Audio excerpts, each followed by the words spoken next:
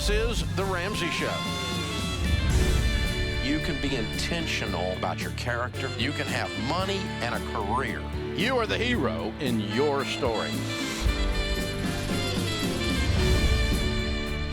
Live from the headquarters of Ramsey Solutions, it's The Ramsey Show, where debt is dumb, cash is king, and the paid-off home mortgage has taken the place of the BMW as the status symbol of choice.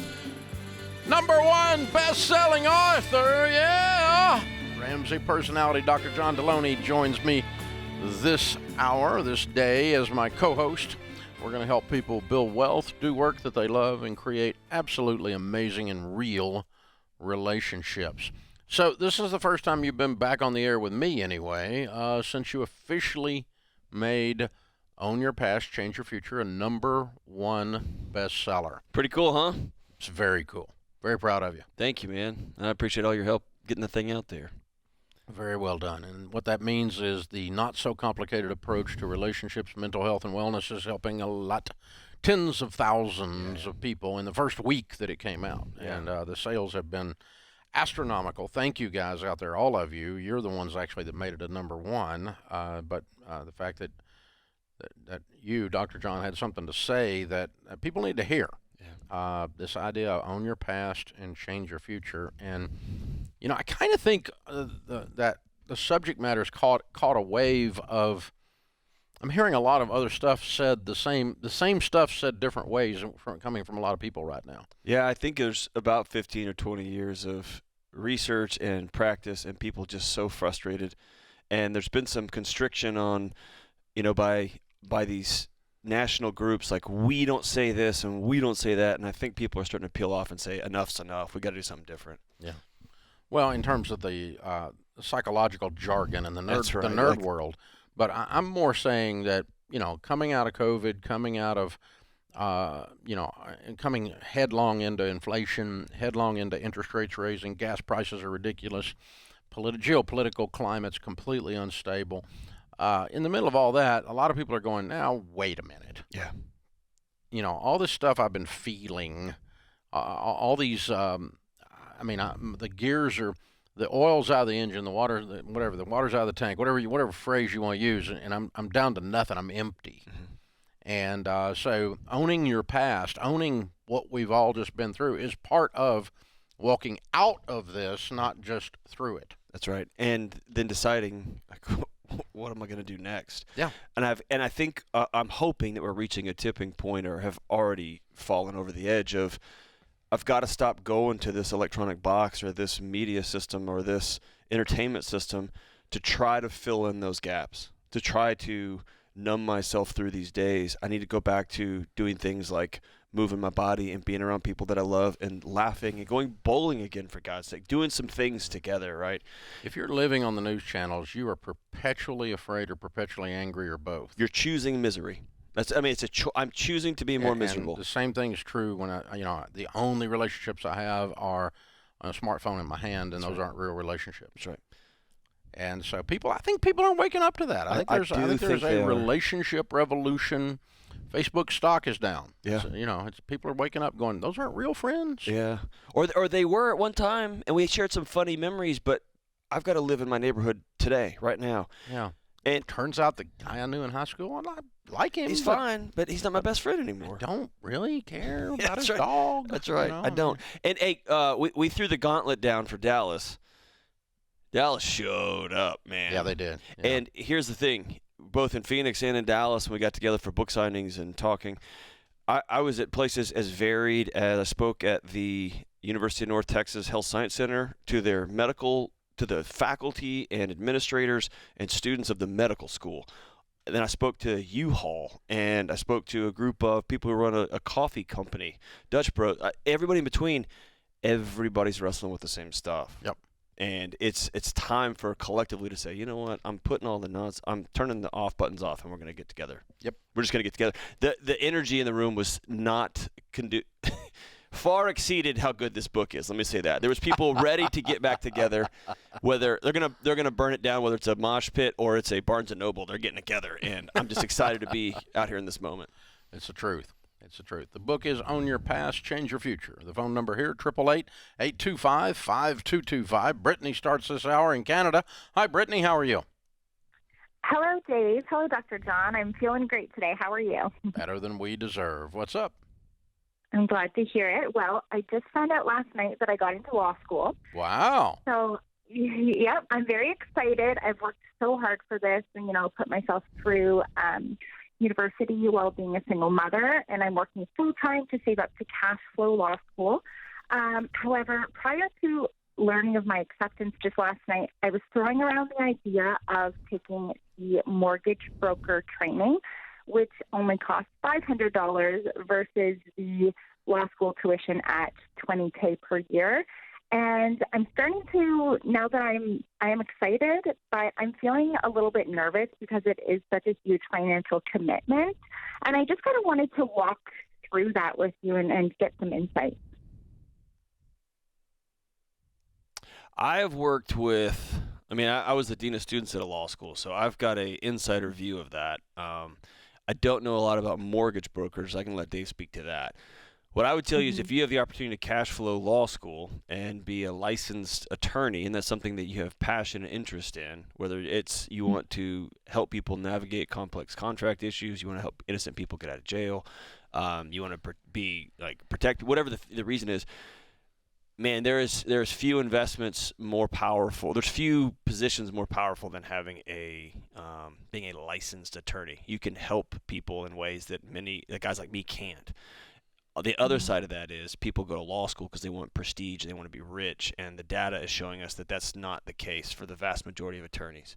They're getting out, and they're getting out with a ton of debt, and they're making $65,000 to $85,000 a year here in the U.S., and it's just a slog. It's a hard job. And so I think you have to ask yourself, why would I want to do that? If you had the money and you said, I really want to be an attorney, I would high-five you all the way. Dave, I don't know about mortgage brokers. As an outsider, the last industry I want to get into when I'm looking down the barrel of the next 24, 36 months is dealing with finance, of any kind of trading or any of that kind of stuff. But I may be off there. Yeah, I talked to a guy yesterday in Phoenix that the mortgage broker he worked for laid off 100 of them Thursday because with interest rates ticking up, the refis have slowed way down. And a lot of their business was based on refis, more so than purchases. And purchases have slowed down because there's no inventory. So regardless of that, mortgage brokering is a valid long-term career plan. Now, it might be a hard 6 months or something coming up, but it's a valid long-term career plan if that's what you want to do. But that isn't what I'm concerned about, just in the way you told the story. I've always dreamed of. I was so excited when I finally, everything was perfect when I got law school. Oh, wait a minute, there's a mortgage broker over there. Squirrel. Yeah.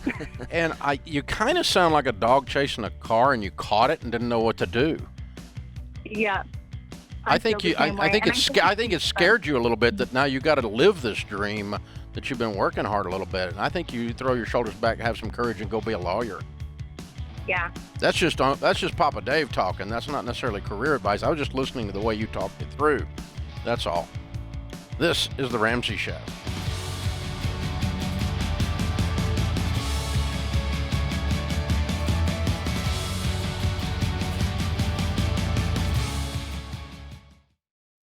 Look, I love real estate, and I want you to have a house, but I don't want a house to have you. That's why you need to get in touch with Churchill Mortgage to make sure you do this right. These guys are awesome. They'll help you get on a smarter mortgage plan because they're committed to doing what's right for you.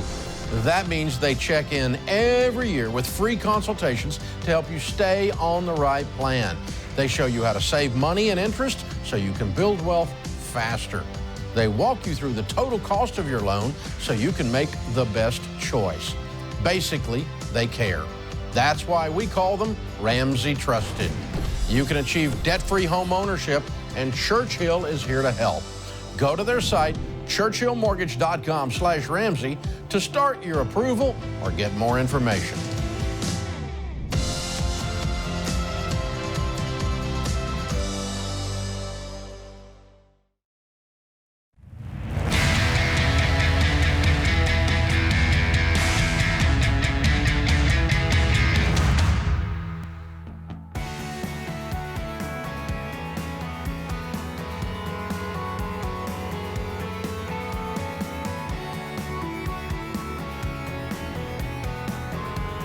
#1 best-selling author and Ramsey personality, Dr. John Deloney, is my co-host today.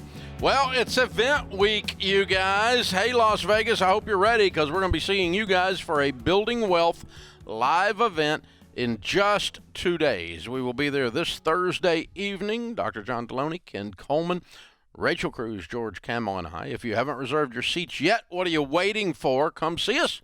It's going to be an action-packed night. We're going to walk you through the crazy stuff going on out there in the world of money, teach you how to build real wealth, and we're going to have a good discussion with all the Ramsey personalities about what's going on out here in the society in general. This culture is something that we all have to learn to walk around in right now without losing our principles and also not losing our freaking minds in the process. So again, Rachel Cruz, George Camel, Dr. John Deloney, Ken Coleman, hosting a free bonus session about work and relationships before the event. You don't want to miss that. Vegas, there are some seats left. We still can see you on Thursday. Orlando, same situation. Orlando's very close to being sold out. It's in 2 weeks, and we're coming to see you very, very quickly.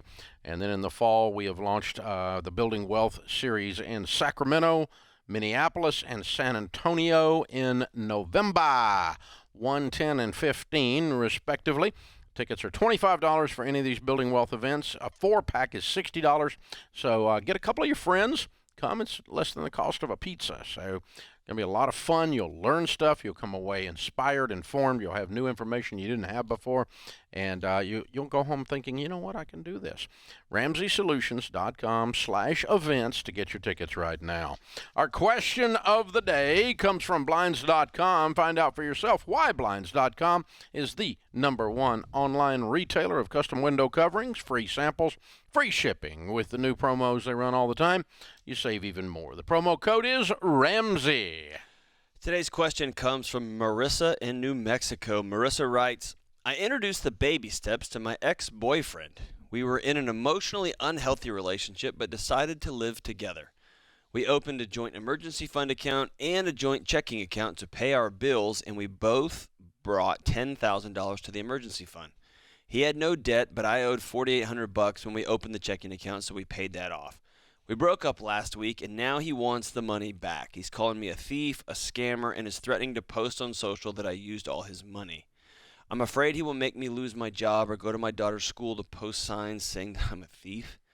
I want to do the right thing, but it seems like since we paid the debt when we decided to join our incomes, I do not owe him anything even if we broke up 2 weeks after. What is your advice? Whew. So sometimes, Dave, people get tied up in these relationships and it gets real close, and someone's telling me a story, and I'll stop them and say, hey, that's harassment or that's abuse. And you watch the light bulb go on and they go, right.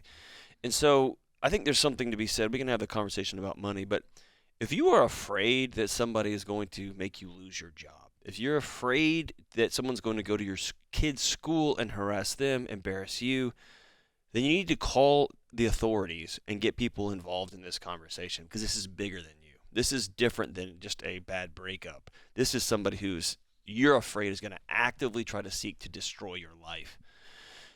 So there's my little discussion on that, Dave. All right, so help me with this question, Dave. What do you think? Well, I grew up in a neighborhood where the first thing we learned was what you do with a bully is you hit them in the nose. You don't give them more power. Right. You take their power away immediately. And so that's my redneck reaction. That's your new book. That's my redneck reaction. Redneck reaction. That's it. Just pop them in the nose, and then they can stop and think about their mouth. Okay. But of course, we're not literally physically recommending that these days. But yeah, that happened in a different generation, and but it does set the DNA of something like this. So consequently, I still to this day I don't do a good job. I don't always use good wisdom when I'm dealing with a bully, because my first reaction is just game on, and that's not always the best reaction. Yeah. So that's what we're dealing with here. This guy's a bully. That's right. And So I don't want you to pay the $4,800, even if I thought you owed it right now, because your reason for doing it is fear, and that is not the right reason to do it. If you want to pay the $4,800, your reason for doing it needs to be on principle that you feel like, yeah, I owe him that money. I owe him that money Right. because the way this deal went down, it's not right, and I should do it. Right. And I kind of think that's true. Yep. I kind of think you do owe him the money, but I don't want you to do it until your heart rate changes and drops down, because right now your heart's beating 1,000 miles a minute. Because you're scared of somebody. Yeah. Right. And he thinks, and I actually don't want him to think he got the money because of that either. Because he bowed up on you. Yeah, and it's you like took a knee and he's handed him the going money. to threaten you, and That's so right. because then what's he going to threaten you for next time? That's right. And so, but so, and the other part of this is the and you can speak to this better than I can, but we were in an emotionally unhealthy relationship, but we moved in together anyway. Which, you know what that tells me? It tells me you're going to go back. Yeah. Or you're going to find another emotionally unhealthy You're going to go back. relationship. You're going to go back to this guy if you're not careful. And so what I want for you is for him to never see you, speak to you, or have any voices in your head ever again. Correct. When this is done. Right. And the next time you see an unhealthy relationship, I want you to go, no, wait, I'm a princess, I'm valuable, and I'm so valuable that I don't need to be entering into an unhealthy relationship. Translation, I don't need to sleep with a bully. Right. And so here's a couple things you can do. You can go to your boss ahead of time and say, hey, here's a good example. This actually happened, Dave, a year ago. Something back from my past came up. And I emailed you right away and said, hey, just so you know, everything's clear here. This came up. And I preemptively got ahead of this, right? I came and told you. It ended up being nothing. It ended up not being a thing. But I'd go to my boss and say, hey, I've got an out-of-control somebody. Ex-boyfriend who's gonna that post a maybe bunch of run his mouth. nonsense. And I don't know if he's going to see you or not, but just in case he did, Just know. you this just is need to coming know from me. this guy's That's a right. bozo, That's and he'll come in looking like a clown, and you'll know he's a clown. That's right. And So, yeah. same at the school. Hey, if this guy comes around, call 911, Yeah, get him off your property. get the security guys out here and That's right. remove him and so forth, and just be on guard. And I've already let the authorities know, and I'm filing for a restraining order. That's right. Now once you've done all that, then don't go back. And don't find another one to replace him. Okay. So what do you? Anytime I do something stupid, I try to figure out what it was, so I don't do it again. If I'm going to do stupid stuff, it needs to be new stupid stuff. Okay. That's your next book, New Stupid Stuff by Dave Ramsey. We got a lot of books coming out today. Okay, We're gonna have but number the, one bestsellers everywhere. Redneck Reaction and new stupid stuff. But New stupid stuff. But the thing is that I think there's a tremendous statistical probability that she cycles back if she doesn't break the mold on this. That's right. And it feels like, Marissa, you're trying to soft land this thing. Yeah. And you want to That's fear-based. keep this guy in the relationship. You want That's to fear-based. figure out how to keep your money but not have to do – it's all about you're terrified. This I guy's want you not to safe. stone cold this guy. Yeah. And give him the money back. Block him on everything. Okay, so let's get into that. They got together. Well, they shouldn't have done any of this. None Hello. of it. Yeah, I read. So- I introduced him to your baby steps. I want to say, no, you didn't. You like a weird part of the baby steps. Well, but you made up your own plan where Right. we can live together in an unhealthy relationship and then combine our money when we're not married.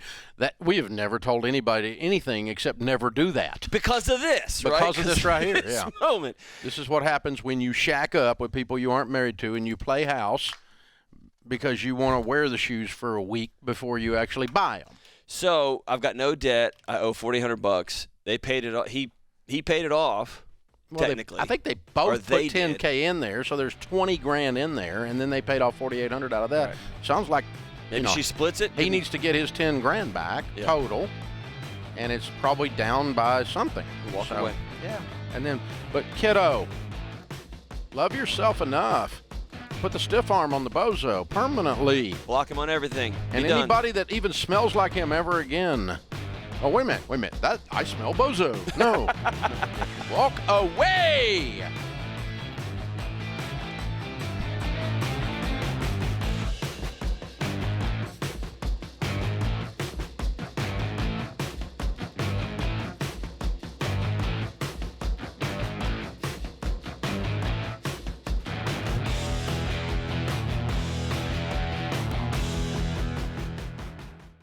I say it all the time. If you're a business owner and you don't know your numbers, you don't know your business. And when markets are shifting, it's even more important. You've got to know where you stand so you make your next move the right move. And you don't have to be in the dark here. Over 31,000 businesses, including my team at Ramsey, know their numbers because they use NetSuite by Oracle, the #1 cloud financial system. NetSuite gives you visibility and control of your financials, planning, budgeting, and inventory so you can manage risk, get reliable forecasts, and improve margins.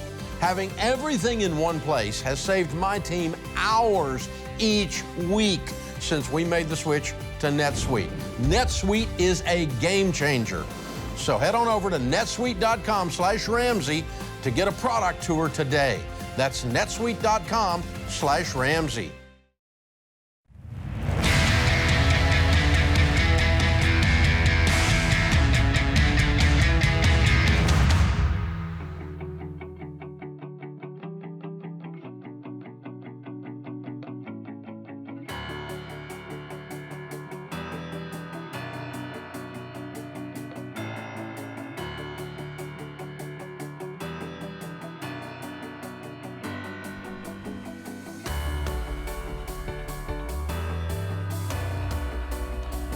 Dr. John Deloney, Ramsey Personality, is my co-host today in the lobby of Ramsey Solutions on the debt-free stage. Mike and Kat are with us. Hey, guys, how are you? Good, how are you? Good. Welcome. Where do you guys live?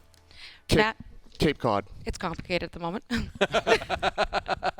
Okay, Cape Cod. I'm going with it. Run with it. I love it. I love it. Well, I got to visit there back in the fall for the first time in my life, and I absolutely loved it. Beautiful area. It is. Absolutely a lot of fun. Well, welcome to Nashville, and you're here to do a debt-free scream. How much have you paid off? $206,000. Woo! How long did this take? 31 months. Dadgum. And your range of income during that time? We went from $67,000 to $256,000. In 2.5 years? Yes, sir. That's a story in and of itself. What do you guys do for a living, and what in the world happened to your income? I went from delivering beer to driving entertainment personnel, put it that way. Okay. All right. And I went from trying to run a small business just out of college, doing about $17,000 a year, to realizing I was terrible at it and throwing the baby out with the bathwater and going back to the drawing board, and I'm now a project manager. Oh, very good. Very good. Okay. Wow. So both of you maximized your careers during this period of time, obviously. Yes. Changed directions, went a lot of different stuff. So it sounds like you do a little bit of personal security as well, Mike. Yes. Okay. Yes. All right. Perfect. Good for you. What kind of debt was the $206,000? Ooh, everything. Everything. You name it. We had credit cards, we had legal fees, we had IRS debt, we had a lot between the two of us. That was, I would say, literally everything. Y'all were kind of normal. Oh, we beyond were normal. Yes. Yeah, normal, like a mess. Yeah, like a hot mess. And didn't even realize it. How long you been married? Oh, a little while now. We haven't had the ceremony yet during all this process. So to me, not yet, because I want that big party eventually. Okay. All right. Cool. I got the paper. All right. Get the paper and the kids. We're working on the celebrating part. Okay. All right. So we have to circle back on that. Yes, okay. sir. All right. The what got all this started 31 months ago, where you say this Ramsey stuff, this hillbilly down south, we got to check this out. I'm gonna blame it on her. Good. Yes. I like blaming it on her. We did about 10 months of it prior. I had a book from my ex-fiance's father called Total Money Makeover hanging out on my shelf. And I had tried to get a mortgage doing all the paperwork and realized we were not going to do well. And I finally sat down and read said book. And in the book was $1,000 for baby step one, as I finally read what had been on my shelf for 5 years. Wow. So that was the beginning of the end, and realizing like I needed to get him on board and what we could do to get there, and that we needed a bigger shovel. So Mike, she walks in with all these ideas. What'd you say? Lily looked and was like, this is impossible. Absolutely not. And then I cash flowed a lawyer and was like, oh, I can actually do this. This is the first time I've ever cash flowed a lawyer. I've always had to pay for it out of get a loan from my mother or get a loan from somebody else, like a friend. And that was pretty much when I cash flowed. I was like, I can actually do this? Oh my God, I can do this. All right. So then it started going, let's do this. And having her pretty much be the nerd of the whole thing, I'm the free spirit. I want to, let's go here, let's go travel. I want to go places. And she was just like, no, we have to hammer down and buckle down. So that's pretty much it. That's when I started jumping on and drinking the Kool-Aid. Yeah. So when you saw it working, you're like, got to do it. Yeah. Every emergency we cash flowed got him a little bit more through the door. It sounds like y'all have been living emergency to emergency for the last however many years. What was it like finally? I mean, y'all went from getting by to making stupid money. What's it like really crossing that financial threshold, but then all of a sudden you've got her saying, we got to keep grinding. That's got to be hard, right? It's so hard, but it's like to look at it, having her being like, we're going to be debt free. We're going to live. We can go wherever we want. Once we're debt free, we can go wherever we want. Yeah. We can do whatever we want once we're debt free. Giving up the Jeep for him, I think, was the hardest part. Oh, you sold his Jeep? Yes. And we sold it under $3,000. We still had to pay off $3,000 when we sold it to get out from under that upside down on it. How much did it sell for? It went for about 22. It was pre all the crazy. Yeah. So it went for about 22, and we still owed 27 on it. Wow. So it was rough. Ouch. Okay, but it's gone, and now we get on to the next thing, and on to the next thing, and on to the next thing. But I think John was recognizing something that I saw too in the way you all were talking about this. You went from a place where most of your life money had happened to you.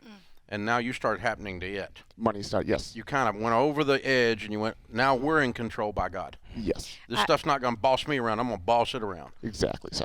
I was in a place in my life when this all started where I was literally paying $45 on a credit card to get it down from that maximum to buy groceries or put gas in the car, and then it would max back out, and then I'd pay the next one off because that was the one that was due that month. And it was not paycheck to paycheck. It was credit card payment to credit card payment. Just hide the P. Yes, exactly. Hide the P under a shell. What is it for two folks who've never experienced this?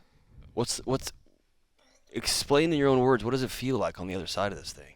Like you're completely free. Now that you're free. I'm weightless. Yeah. But I literally have no stress on my shoulders. I'm like, whatever. Like, oh, I can go here. You know, we came to Nashville. Like, oh, let's go to Nashville. Like, okay, let's go. No problem. Whereas I'm confused and stressed out and trying to figure out what to do now that I have managed to accomplish all the little bullet points in my list. And it's amazing, but it's like all of a sudden looking at baby step 3, and it happened so quickly, and now we're into 3B trying to save for a house, and it's just kind of a what's next. It's wild. Yeah. You've done amazing. Incredible. So because here's what happened. You didn't just get your money straight, you transformed. The way you look at it, the way you think about it.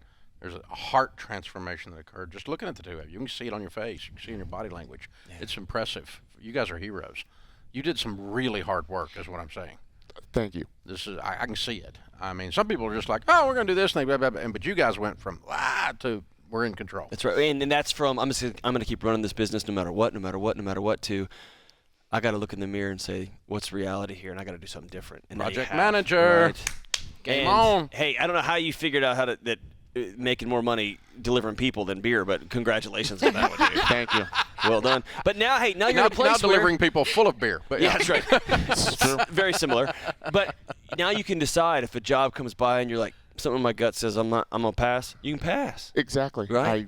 You can pass. Yep. That's freedom. That's freedom, man. Yeah. I don't have to worry about sitting back and being like, oh, do I have to go to work today? Yeah. I can either go, no, I'm going to pass that tour off, or I'm going to pass that project off, you know? Awesome. Those aren't people I think I want to work with this week, yeah. Right. And he's I like that. downplaying it because he went through 3 job changes trying to get there. He went from beer delivery to tours on the road and wanted to come back for family when we had that. Then attempted his dream at firefighter. We did a lot of Ken Coleman listening to in this and realized he wanted the money and went back into entertainment. And so he really, really threw everything out and started over. Yes, both of you did. Yeah, that's powerful. It's incredible, guys. Woo! I love it. We got a copy of Baby Steps Millionaires for you. That is the next chapter in your story for sure. No doubt you are on track to do that. And we'll give you another copy of Total Money Makeover. You can give it to someone to sit on their shelf, and 5 years from now, they'll pull it off at exactly the right time. Right. It is the world's best-selling coffee table coaster.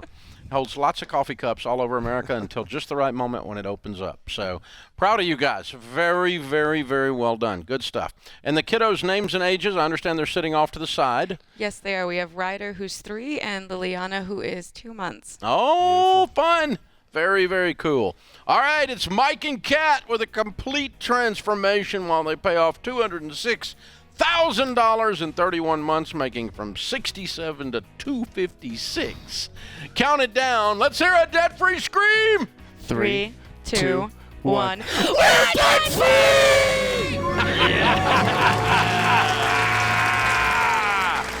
Yeah! Woo, woo, woo! I love it. This is the Ramsey Show.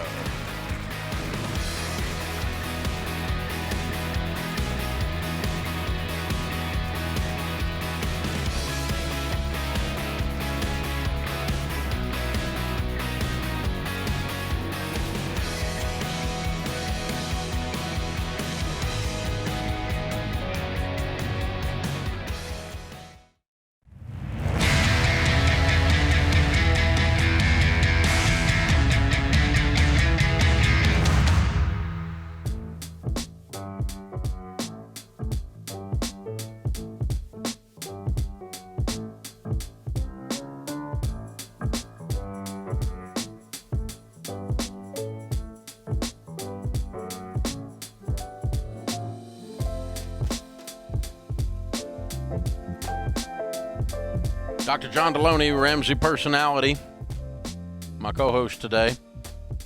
Open phones at 888-825-5225.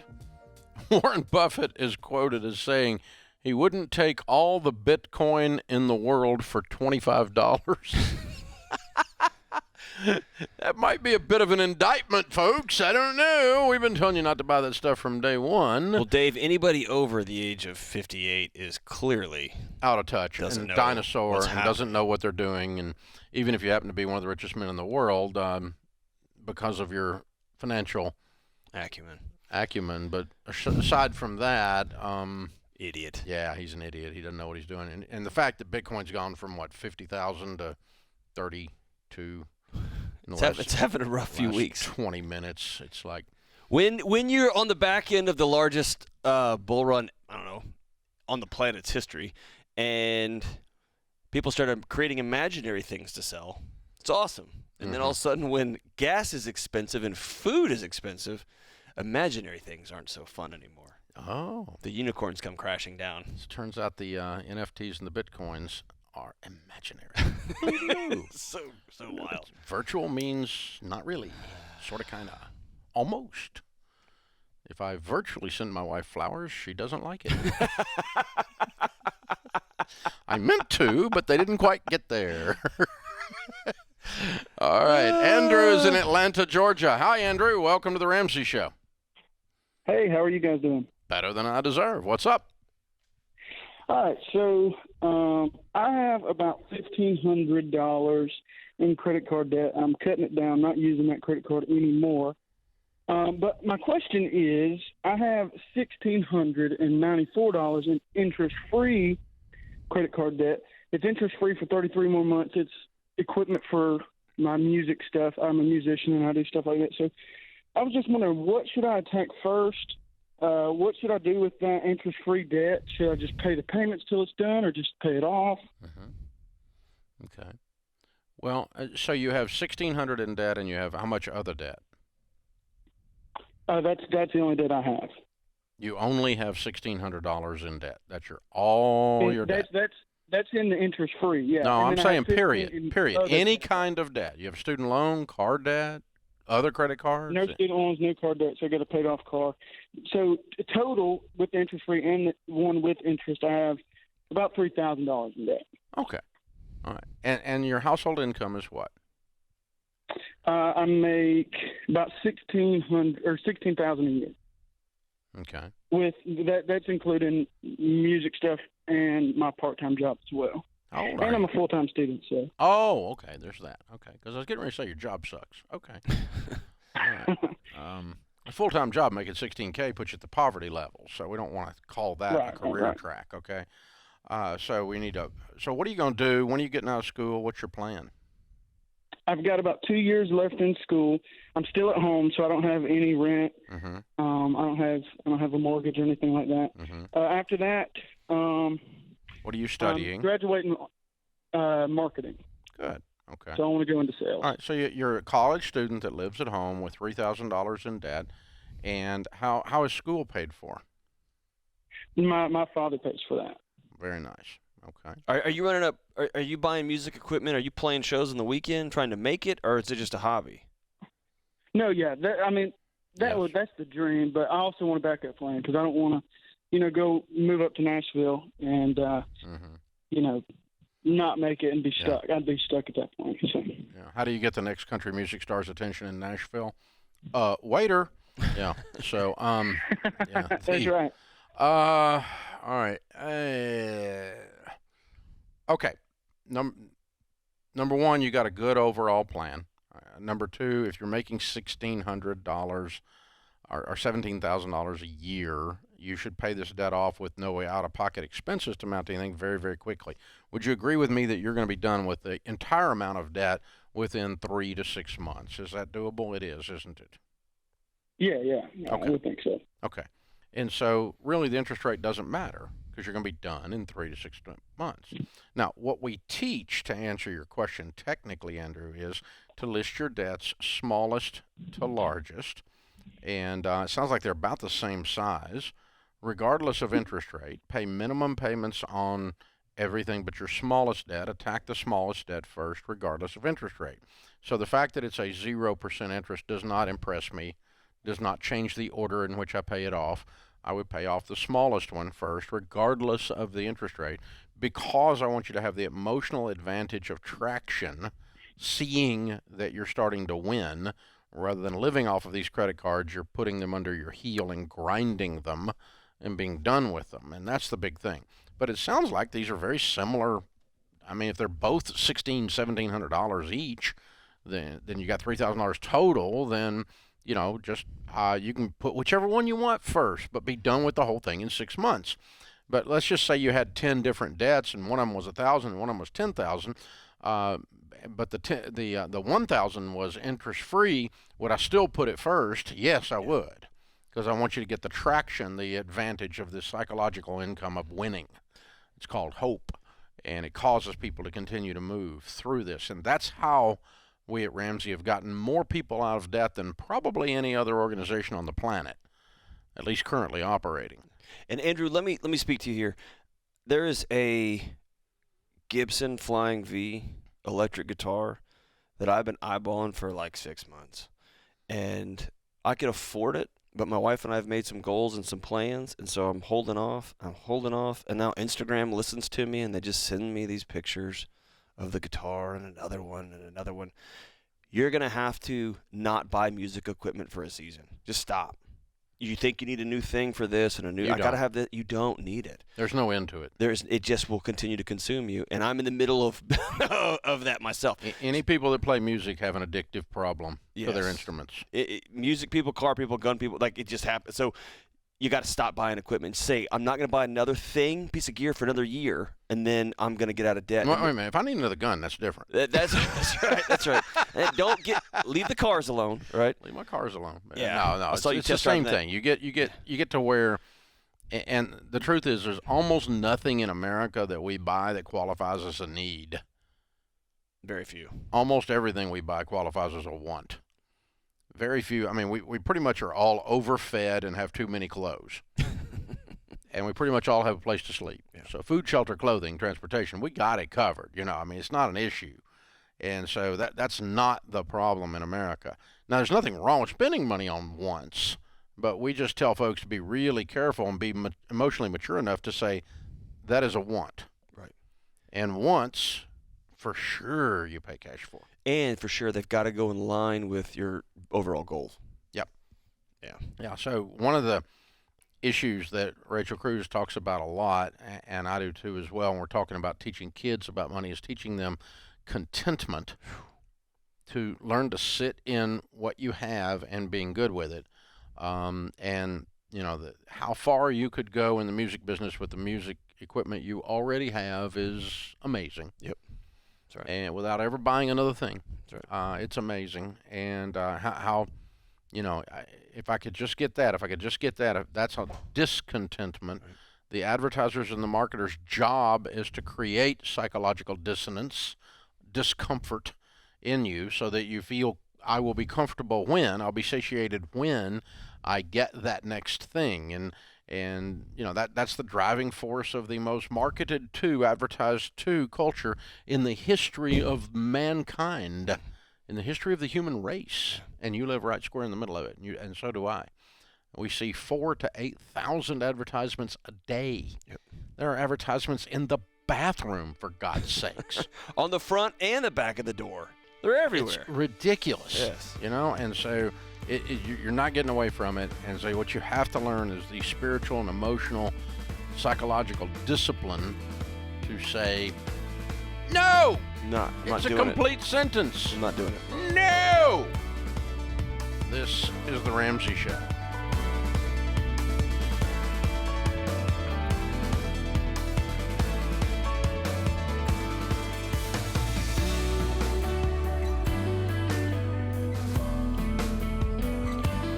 Hey, it's John Deloney, co-host of The Ramsey Show. Did you know over 18 million people listen to The Ramsey Show every week? A lot of those people listen on one of our 600-plus radio stations across the country. To find a station near you, go to RamseySolutions.com/show.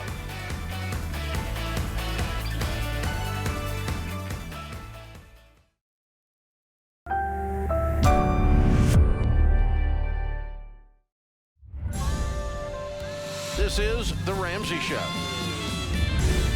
You can be intentional about your character. You can have money and a career.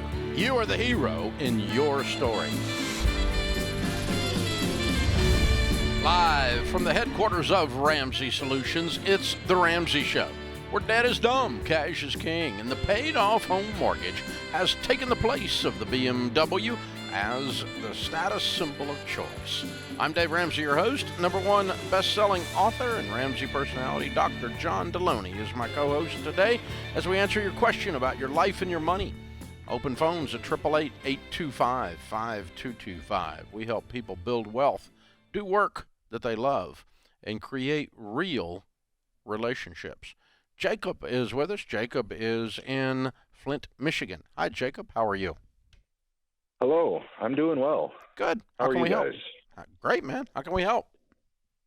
Well, my wife and I are followers of your plan. We've paid off all our debt but for our mortgage.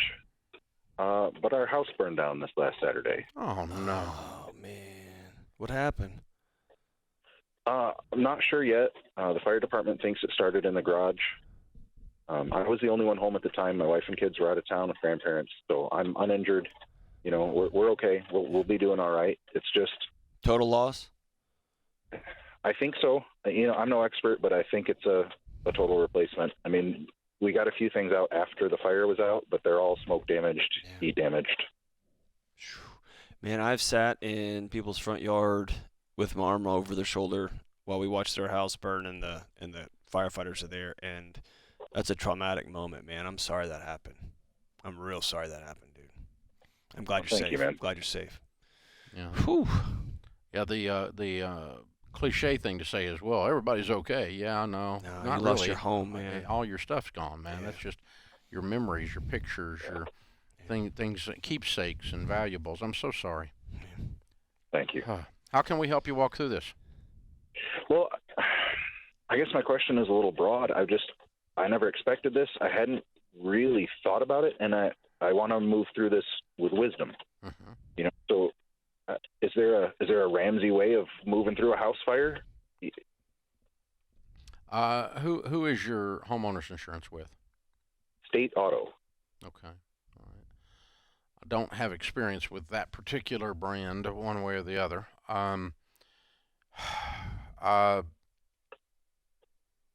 You don't have to be unkind, but you're going to have to be very, very tough. Okay. Because the adjuster's job is to minimize the size of the claim. And he or she works for the insurance company, not for you. Okay. Right. You may have to involve a lawyer to get proper payout.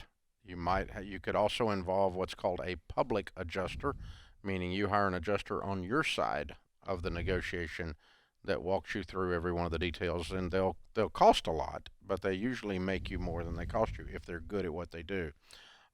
If you smell trouble, immediately run to one of those two, okay? But don't start with the naive thing that the insurance company loves you and they want to take care of you. None of that is true. Right. And do you have most homeowners policies have, if it's a total loss, then it's going to be X number of dollars to replace the home, and then there's going to be some money to give you a place to live while you're waiting, right? Have you gone through your policy to find out where you stand? Yes. Yeah, I saw our limit for structure, and then our limit for contents, and then we've got some covering housing. Okay. All right. Well, immediately get your housing done. Get the family, emotionally solid in a place to live where we're not living in a hotel room as quick as you can, because you're going to be here a while. Then the second thing I would tell you to do, this is just from experience. It's not necessarily a Ramsey thing. It's just having, again, like John, having walked through this with other people. Everybody in the family start making lots and lots and lots of lists of everything you can think of that was in that house. Lots of lists. And you're never done making this list. You just keep making it. And you don't let them rush you to settlement unless it's at the max that you're going to get anyway. If they want to write you checks for the max on the house and on the contents, well, you don't have to do a lot of lists. They're just going to they just said, okay, we're going to cover it. But usually you've got to create some kind of proof, and then they want to argue about every freaking little item on that list as to how much it's depreciated and all of this. And so I wish I could give you good news and say this was going to be an easy thing. No, there's two different sets of trauma that's happened here. One is the fire and all the emotions that go with that and the loss, and then there's another set of trauma, and that's going to be dealing with the insurance company. I wish I could tell you it wasn't going to be that. If it's not, then you found the best insurance company on the planet. But I can tell you the vast majority of them are an absolute pain in the butt to go through this process with. And so you've got to take control of the narrative, take control of the discussion by constantly pushing, constantly raising, constantly moving the timeline along, we're going to use our, contractor. Well, maybe we're not. That's right. There's nothing in the policy that says we're going to use your contractor. Maybe we're going to use my contractor. And so I'm going to control the narrative. I'm going to control the discussion and the decisions. I'm not going to assume. I don't want you to be mean to them again, but you need to be tough. You're going to have to be tough. You're going to have to be really, really strong. If you need to be mean, you can. But at first, you just need to be really, really strong, and don't make the assumption that just because they're nice or just because they're kind or they speak slow or low, which they're trained to do, that's going to immediately mean you don't come up $100,000 short when this is all over of what you should have gotten because you didn't lean into the details in the process. This is going to sound like I'm being cliche here, and so I would tell you this if you and I were just hanging out and I didn't work here. I've heard of one time that somebody had a disaster. It was during the tornadoes in Nashville a couple years ago, and my buddy had just switched his homeowner's insurance to Xander, and he lost everything. And he said it was an extraordinary experience. It was from start to finish. They took care of him, and we had dinner in his brand new. They rebuilt the house from the floor up, dug the whole thing out, and he said it was start to finish was a great experience. But Xander wasn't the insurance company. Xander was the broker. They were the broker that helped. And they stepped in and also fought on his behalf. You got somebody in your corner when you got a broker like that. They again, they do that because of our relationship. Yeah. And so that's really incredible. That makes a lot of difference. But in most cases, you're on your own at your kitchen table. Yeah. Yeah, you're just trying to make lists and you're trying to figure this out and you're trying to consider the legalities and everything else. And so I would just readily, keep bringing up to the adjuster, look, if we can't come to a reasonable process on this, then we're going to have to involve an attorney, or we're going to have to involve a public adjuster. If you and I can't manage this project to get to a reasonable result, then I'm going to have to bring in outside people to push you around if you and I can't work this. And so you just very calmly just stay in their grill the whole time. It's going to be 2 years. Yeah. It'll be a 2-year process. Sorry about that. Sorry, brother. But that's if we can help any way, you holler at us. This is The Ramsey Show.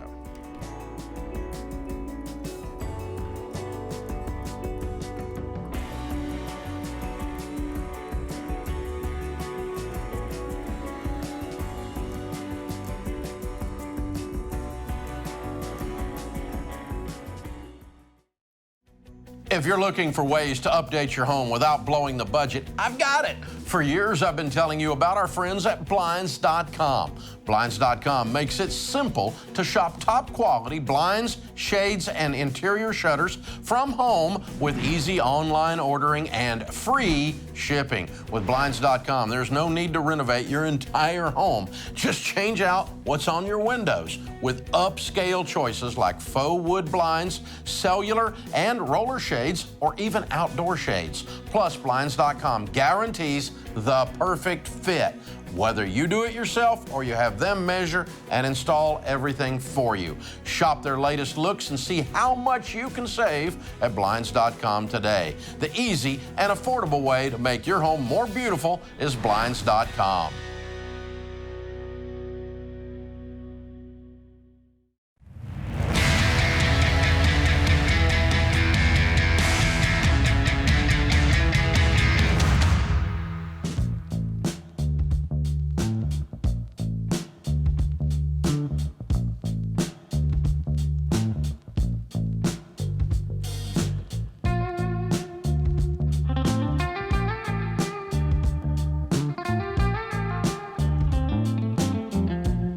Dr. John Deloney, Ramsey Personality, is my co-host today. Open phones at 888-825-5225. We appreciate you being here. Well, John, last time we played your Questions for Humans conversation cards, you found out my favorite TV show is Downton Abbey, not true, and that there was a murder in my family. And so these cards are selling. I'm proud of them. Yeah, they're selling like crazy, man.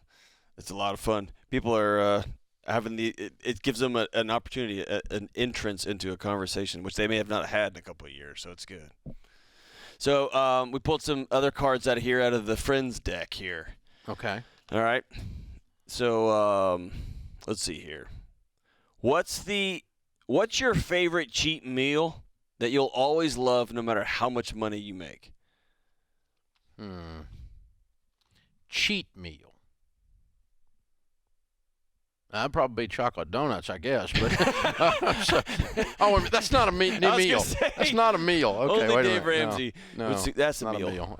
No, pizza, I guess. Yeah, probably. Pizza? Yeah, we still. From pizza. a certain place? Nah, just pizza. Yeah. Mine is, I kept hearing about it over and over, day after day. And finally, one night, Sheila was out of town. I got up in the car. I drove by myself. This is years ago. To a local Taco Bell, and I said, "One Dorito taco, please." Taco Bell? Listen, man. Gross. I took one bite of the Dorito taco, and I thought America's going to be okay. That's just like, gross. If we came up with this, we're going to make it. Yeah, your belly is glowing. Oh, yeah. Oh, dude. It's radioactive yeah, crap. It's not good for you, but I'm telling you. No, it's not only not good for you, it's bad for you. All right. What's the best concert you've ever been to, and why? I've been to like 5 Eagles concerts. Yeah. So, including Hotel California just the other day. How was that? It's good. Yeah. I mean, the boys are getting older. Yeah. I mean, Vince can still sing, and they don't miss a lick on a guitar. Yeah. I mean, Joe Walsh may be one of the best guitarists in the world. He can jam. So can Vince, man. And Vince right there with him. But their vocals are aging out a little. They were really, really good, though. They're 90% there still, and Vince is 100% there. He's better Glenn Fry than Glenn Fry was, probably. But, yeah. All right, and who's the worst boss you ever had, and why? I guess the guy that came in and told me to effing get my effing desk cleaned out and get the effing out of there, and I still don't know why I got fired. It still haunts you? Yeah. You're just driving along down the highway? He died, so I don't even – I'll never know why I got fired. I probably deserve to get fired. I just don't know what I did. I still to this day don't. But that would drive me crazy. Yeah, and I would so need that closure. I'm not insecure. Well, I mean, I would want to know, like, what did I do? It was a long time ago. It was 40 years ago. Yeah. But so consequently, people that work at Ramsey always know why they got fired. Very clear. There's never any doubt as to what happened. You may not like it, you may not agree with it, but you will know. And you're also not going to be surprised. Yeah. I was surprised. I didn't see it coming. And so there's that goes with it too. So yeah, that has to be the worst boss, right? Yeah. What about you? What about your worst boss? Whew, that's tough to answer in front of all these people. I'm just kidding. They might be listening. I had one. Mine has the benefit of being dead. Yeah, so. yours is dead. You can say whatever you want. I'll tell you this. This sounds so cheesy. I have been so fortunate to have some of the greatest supervisors ever. There's one that get him a Dorito taco. Oh my God. No, we don't need that kind of digestive issues on the radio. No, but I don't need those digestive issues. There was one supervisor I had that had some significant integrity issues that ultimately that person left, and so I ended up staying, but that person left, and that was tough for me as a young professional. It was a baptism by fire. Like, I've had that happen when I've worked at places, but even more so, even while I've owned the place, that someone leaves, and as a leader, I've told leaders this. I've taught this in entree leadership, that someone leaves, and you go, okay, this person, enough already. Yeah. We've tried everything. We've negotiated about this. We've tried to correct the behavior, but you're worried because they're real popular with the gang. And the gang doesn't know the whole story. Yeah, and so when you eject them, you think you're going to get a rebellion, right? Mm-hmm. And when you hit eject. But what I've discovered happens is that the gang does know. Yeah. And you have what I call the Wizard of Oz syndrome, where that scene in the Wizard of Oz where Dorothy throws the water on the Wicked Witch towards the end. Oh, yeah. In the old original Wizard of Oz, right? And it's like, what a weld, and she melts and goes through a trapdoor in the floor, and there's her thing. And then the Oompa Loompa guys are standing around, little poodle-looking guys, right, with their curvy knives. Uh-huh. And they're like the guys, right?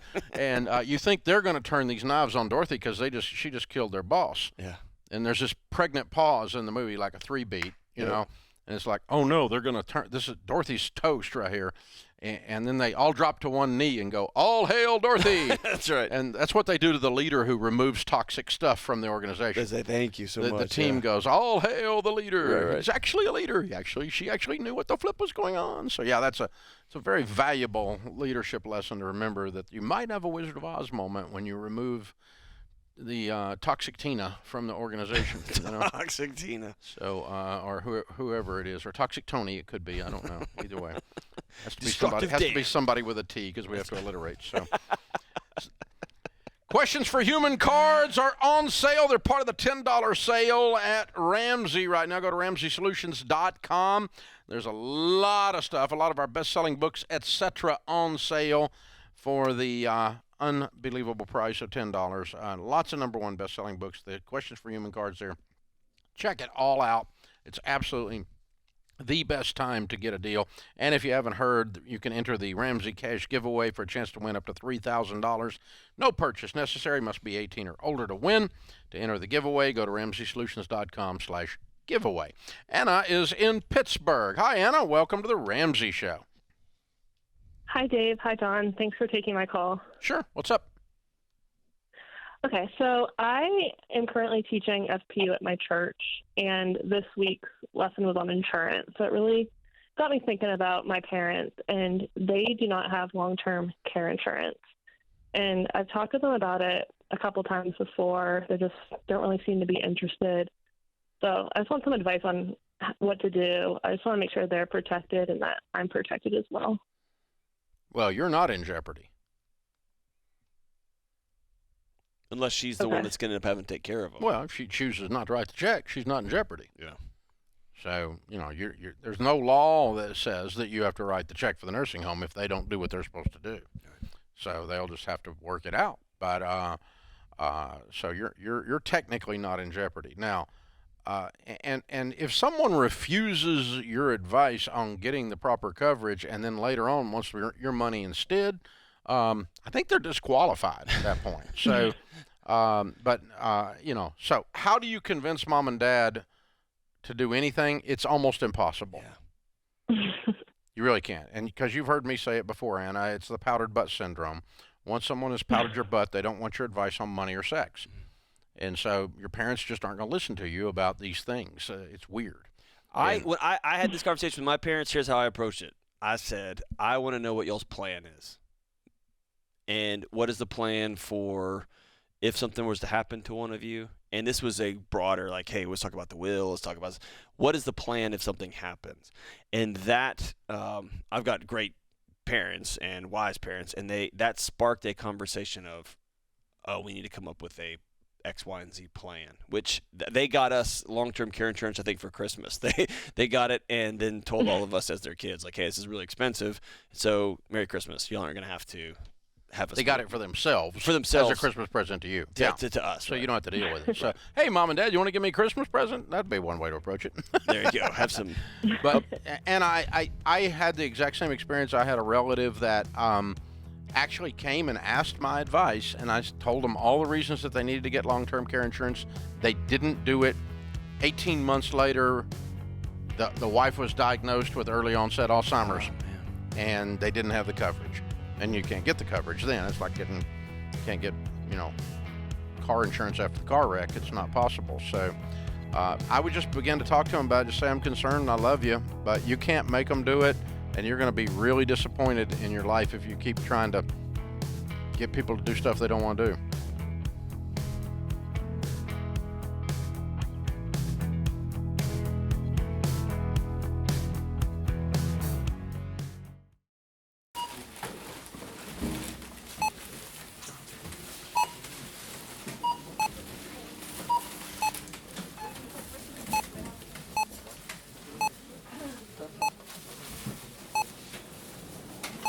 Still on baby step number 1, eh?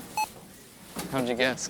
With healthcare costs rising, learn how Christian Healthcare Ministries can help you make the most out of your budget. Visit chministries.org/budget. Don't worry, it's worth it.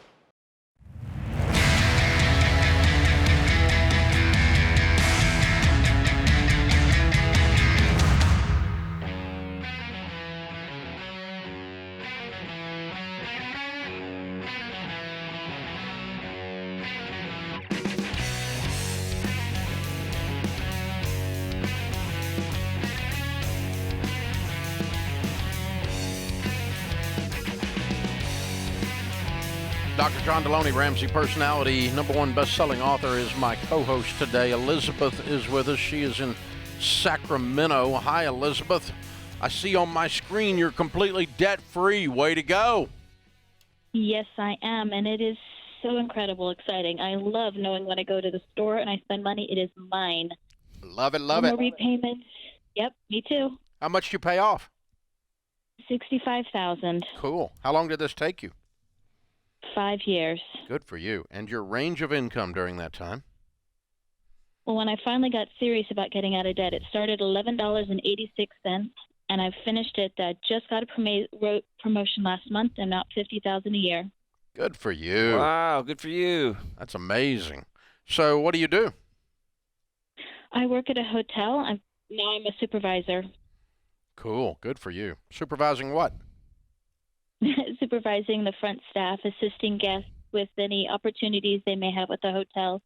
Great. Very cool. And what kind of debt was the $65,000? It was a combination of $25,500 in student loans, $10,000 to the federal government, and $29,500 between 2 credit cards.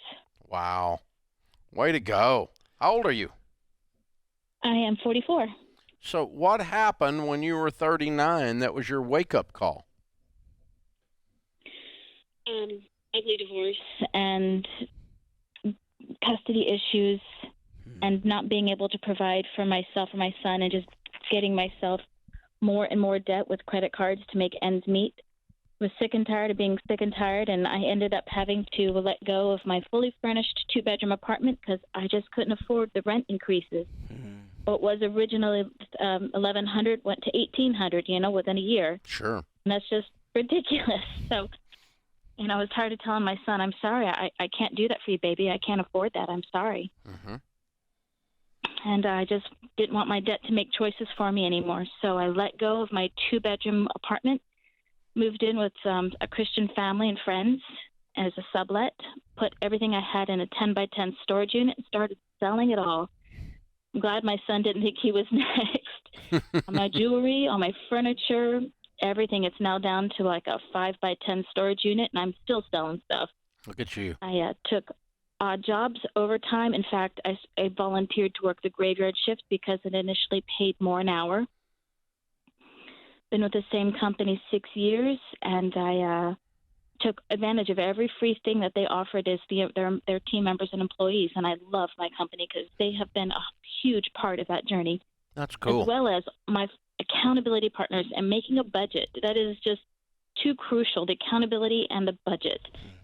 How'd you run into the Ramsey stuff? I had first heard about it actually from my ex-husband. Let's see, about 15 years ago, I was diagnosed with a brain tumor, and our portion of the medical costs ended up to be like $40,000.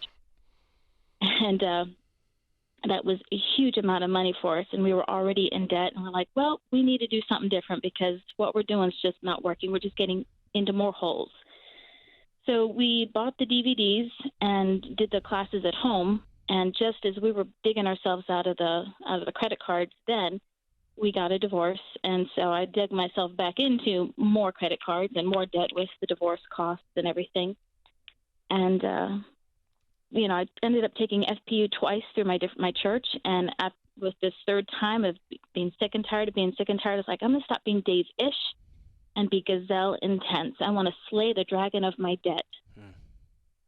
And it sounds like in the process, you just hit Control-Alt-Delete on your whole life. Everything was turned around. But they've been some of the best, worst experiences of my life, and I will never go back to credit cards, lending, borrowing money, nothing. What was it like? I can't think of industry. I mean, there's so many that were hit hard in the last couple of years, but one of the hardest hit was the hotel industry.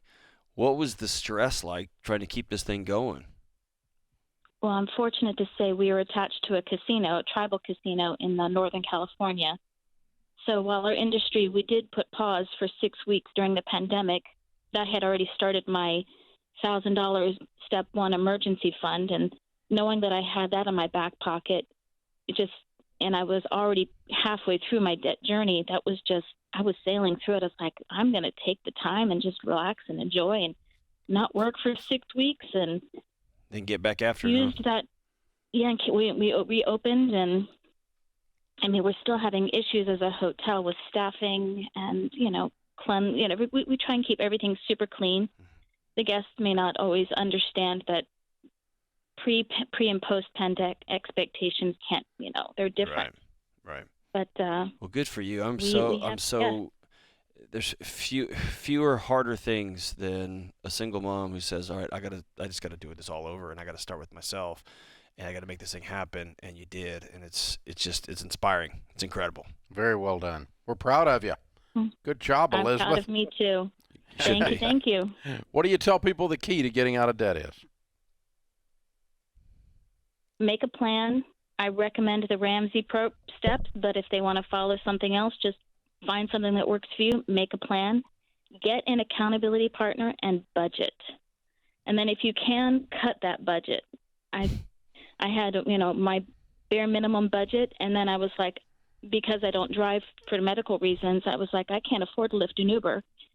So I cut my Lyft and Uber out of my life. I started walking more, taking public transit, and I, with my accounting partner, figured out that I can pay my friends, hey, how'd you like to make some extra money driving me around town? And so thankfully, when the bus is not available and I can't walk home with 2 bricks worth of groceries, they graciously pick me up, and Lyft and Uber is now a distant third option, a convenient option, but, it's not my first choice. Yeah. That's powerful. Yeah, dude. You get creative when you want out, and you got to work Absolutely. it, and you worked it. And oh, yeah. Very, very well done. Hey, we got a copy of Baby Steps Millionaires for you. That's the next chapter in your story. You are on your way. You have turned the corner for sure. You've climbed your way up out of the valley, and you are heading across the top of the mountain. Well done.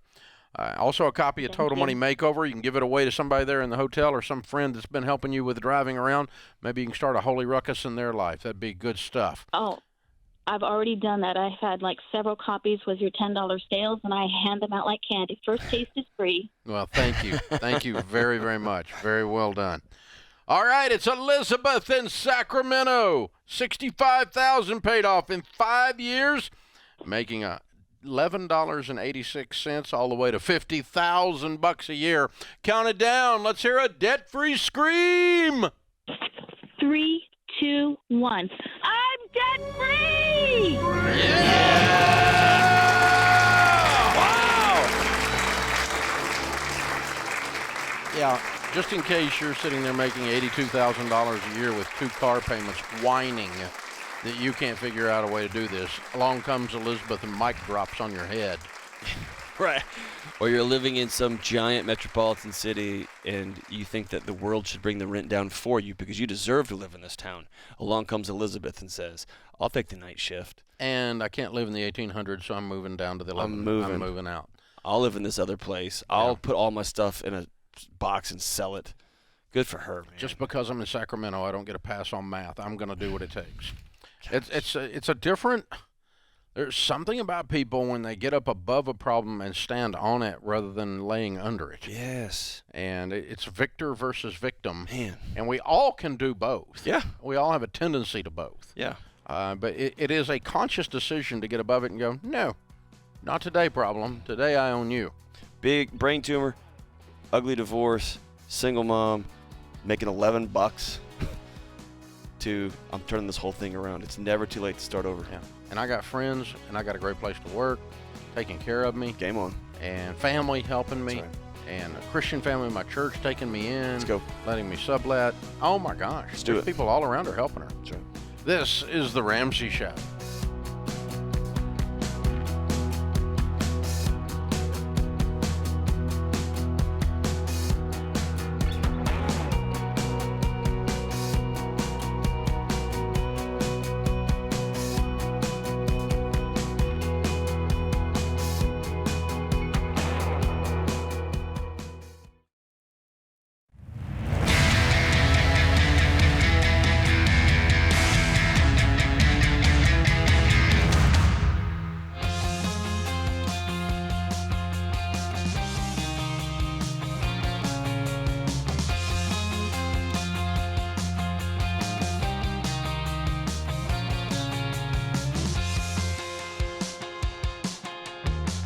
Caitlin is with us on the line. Open phones at 888-825-5225. Dr. John Deloney, Ramsey Personality, is my co-host today. Caitlin's in Washington, D.C. Hi, Caitlin. How are you? Hey, good. Thank you for helping me out with my question. Sure. How can we help? Okay, so my husband and I just recently relocated from his job. We moved from my dream house and our dream location to this area. There wasn't anything to this area. So why did you leave? Why did you all destroy your dream? It's just for his job. It's better. It's better. It's a better job. So, okay. Anyway, so how can we help? It was good. That was good. And it's not that bad. It really isn't. It's growing on me. But so my question is, we're going to close on our home we're selling at the end of this month. We are selling it for $925, and we bought it for $569. We owed around $228 on it. So when all is said and done, we should make about $680. Here we have purchased a townhome, which is much smaller. It's really nice, but it's not, our forever home. So my question is, when we do get that money, should we pay off the townhome? We would then become totally debt-free. Yes. We owe about, okay. Okay. We owe about $311 on this now to pay that off. And then our hope is to build We're not sure where. We kind of want to see where we're going to be at.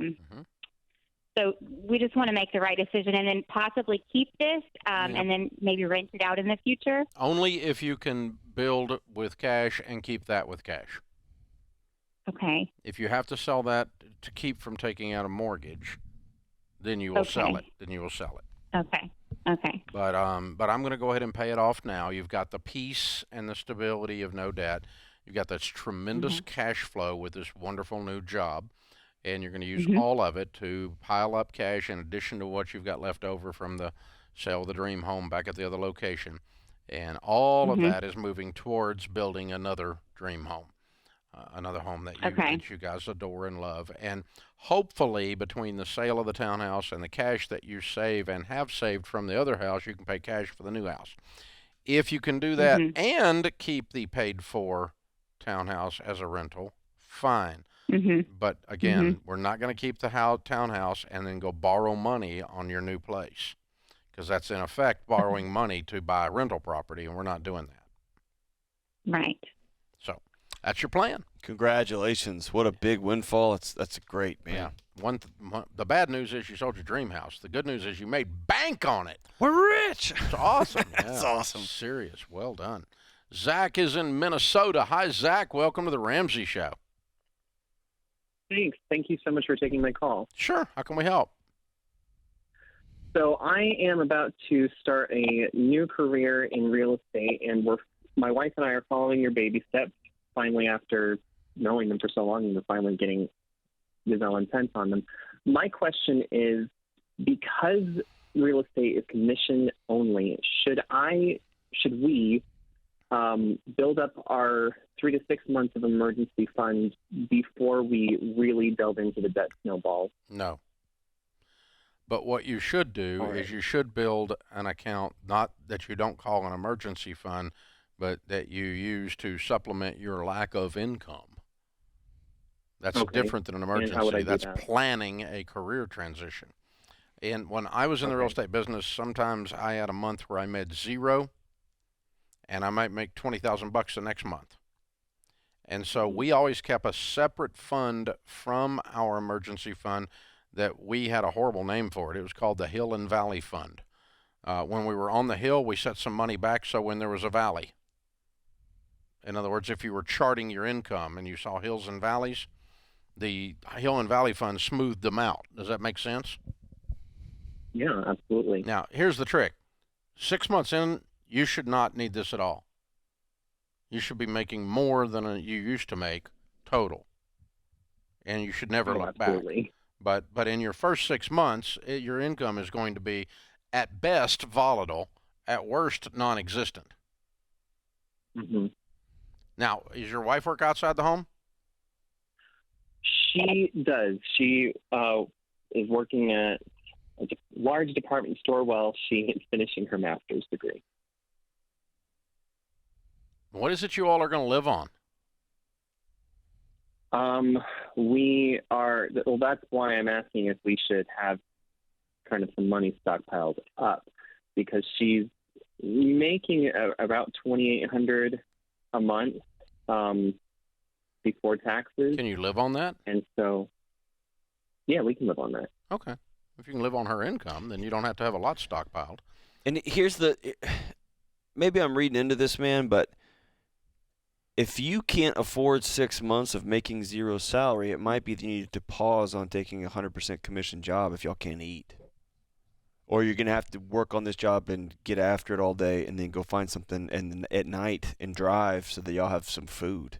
Yeah. You know but what I mean? For $2,800, if you guys can break even on that, then you don't need a fund. Okay.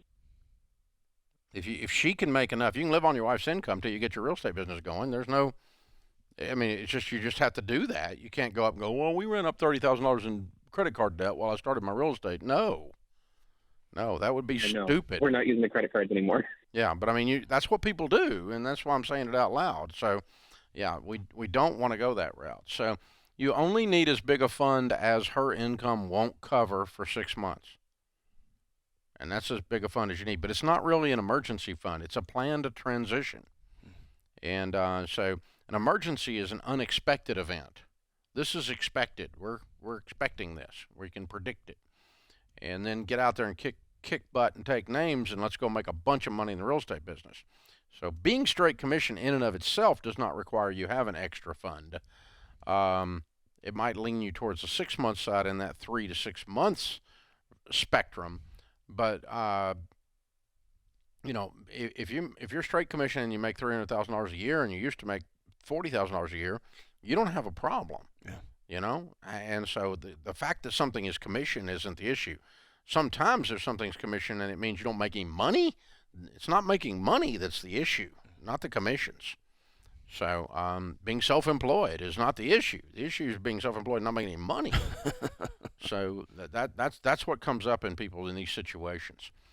Open phones at 888-825-5225. Dr. John Deloney's new book, Own Your Past, Change Your Future, last week was #1 in the nation on all the bestseller lists that matter, and pretty cool. So thank you, guys. We appreciate you in America. The book is a not-so-complicated approach to relationships, mental health, and wellness. It has done very, very well. It's continuing to sell very fast in a world where we need to have some framework for coping with the things we have gone through and or are going through.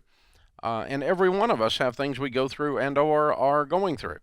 No one is an exception to that. And we've had a culture-wide experience in the past 24, 36 months of this culture-wide stress and anxiety level. And this gives you just some, okay, that guy over there is usually not a complete butt. So he must really be scared. Yeah. And it gives you a different framework of looking at things. And if you own your past, you say, that's there, that really happened, then you can change your future. That's right. And we're heading into some strong headwinds with some negative financial information, and we're heading into some unstable political. It's going to be the rest of our lives. As a thing will come up, and then mom will get sick, and we'll lose a job. Life happens. So I love it. It's a framework, man, for how to do life well. It's a way of it gives me skills, tools in my belt we give you tools in your belt for your career, tools in your belt for your money, tools in your belt for your relationships and your mental wellness. And that's what we do here at Ramsey. And we do it here on The Ramsey Show. The phone number is 888-825-5225 if you want to participate. I am Dave Ramsey, your host, and we'll be back.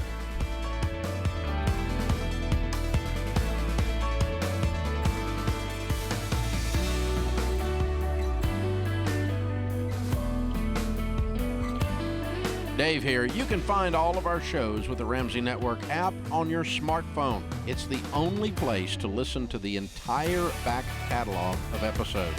Download the Ramsey Network app in your favorite app store today.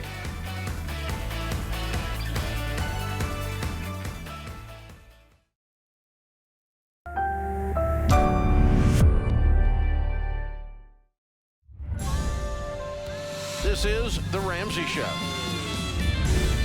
You can be intentional about your character. You can have money and a career. You are the hero in your story.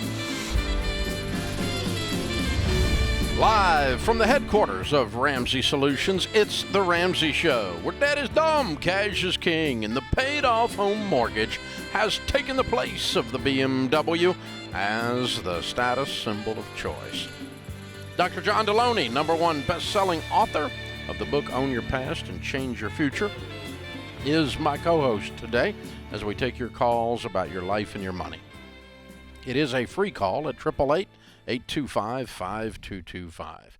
Here on The Ramsey Show, we help people build wealth, do work that they love, and create real relationships. Number 2 line is Joseph calling from Savannah, Georgia to kick off this hour. What's up, Joseph?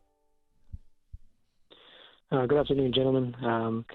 Just wanted to call and ask for some words of encouragement and help me to stave off losing motivation. I'm on baby step number 6, currently working 2 jobs, and I've been praying for God to help me with discernment to see if I should continue working the 2 jobs because the anxiety is just it's getting to be a lot. And even though sending that big chunk to the mortgage company every month feels good. So you are debt-free except your house. Correct. You're putting 15% of your income into retirement. Correct. Why are you working 2 jobs?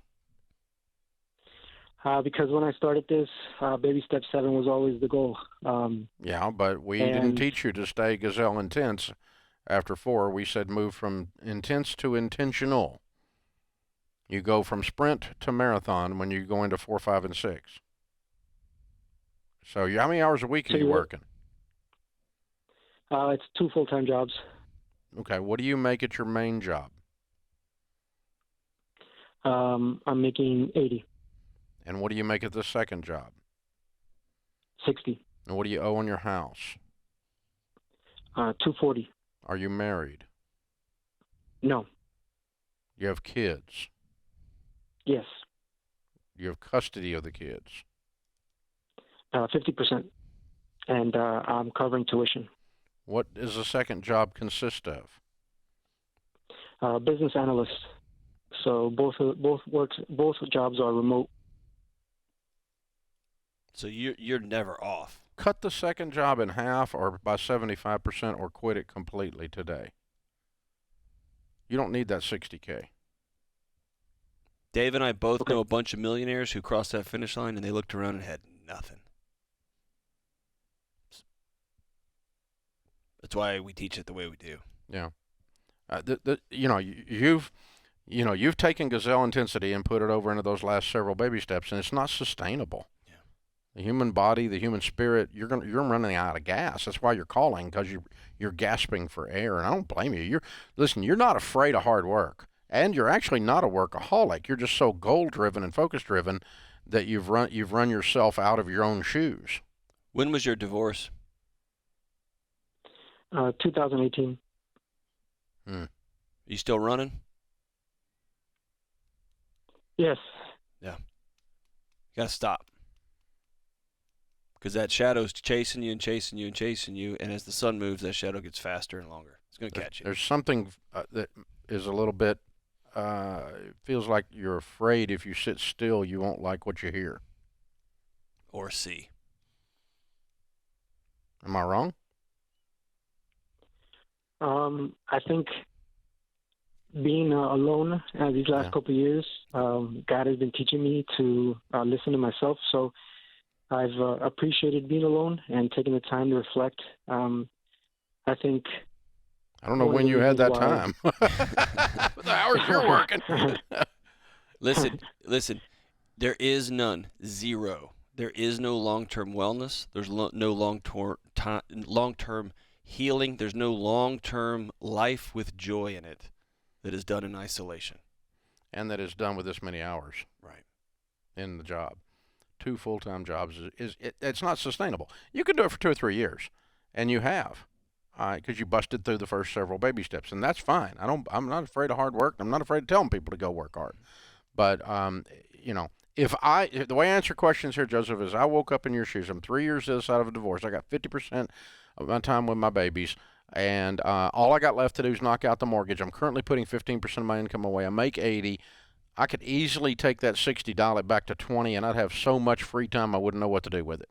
And that's what I would do. And then you just kind of, I want you to take a deep breath, and it feels like cold mountain air in the morning coming into your lungs. That's called peace, and just feel it.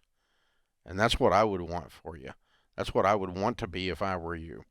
And so I kind of did something similar, and I'm not accusing you of this, but when we went through bankruptcy, I worked like an absolute maniac the other side of that because I was so scared. And I didn't want to stop. I didn't want to dial it back. And it wasn't a workaholism. It wasn't in that sense. But it was just a running, like John was saying. And so if I were in your shoes, I'd dial it back.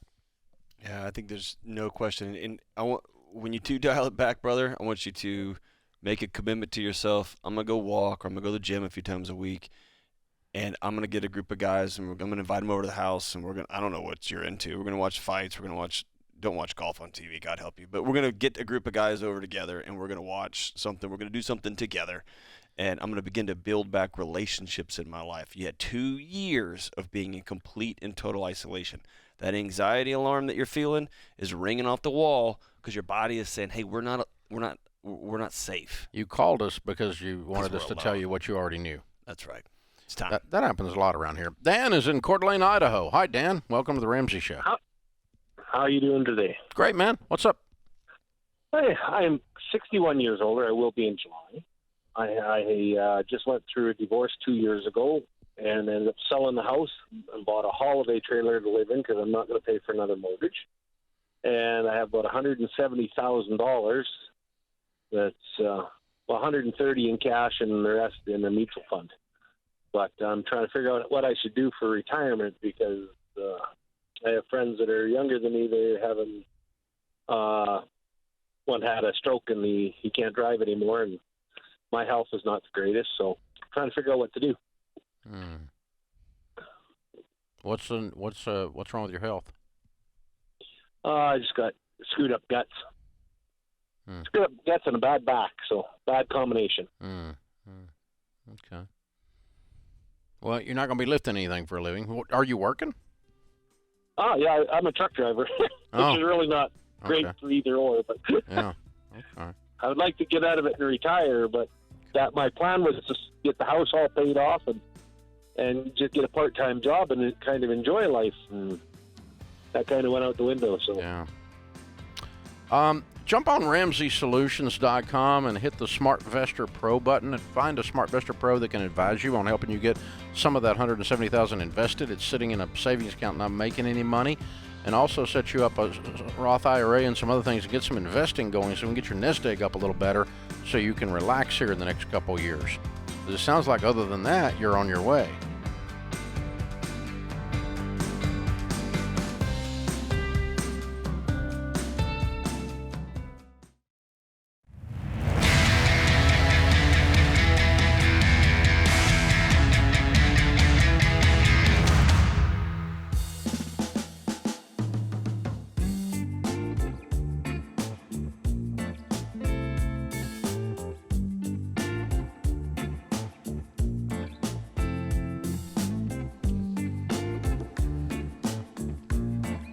Dr. John Deloney, Ramsey Personality, is my co-host today as we talk about your life and your money. If you've taken Financial Peace University, you know it's life-changing.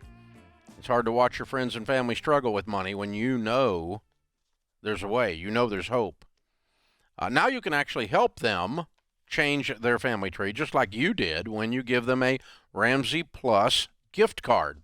It bundles everything that they need to win with money into one gift. It includes Financial Peace University, a year of the premium version of Every Dollar, the Every Dollar app, so it connects to your bank. And now we've also added unlimited group coaching from our team of financial coaches.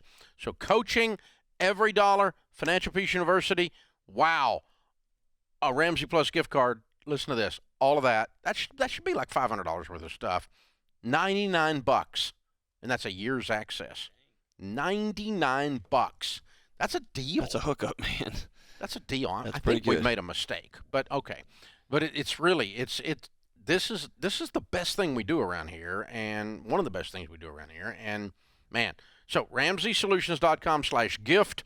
Get a Ramsey Plus gift card for just $99. You can give this to a friend. Maybe you know somebody's getting ready to graduate. Hello, getting ready to get married. It's wedding and graduation season. Gift card, $99. Gets them everything. And here's the thing. They can't throw it in the back closet and not get it out for 5 years because it's only good for a year, so they got to go do it. And they can't buy something stupid on Amazon with that gift card. So get them a gift card that's actually going to change their life. You mean there's stupid stuff on Amazon? I've bought my share of stupid stuff, Have Dave. It goes like every, once a year. This morning? It says, here's what you bought This morning? year. No, not this morning. Okay.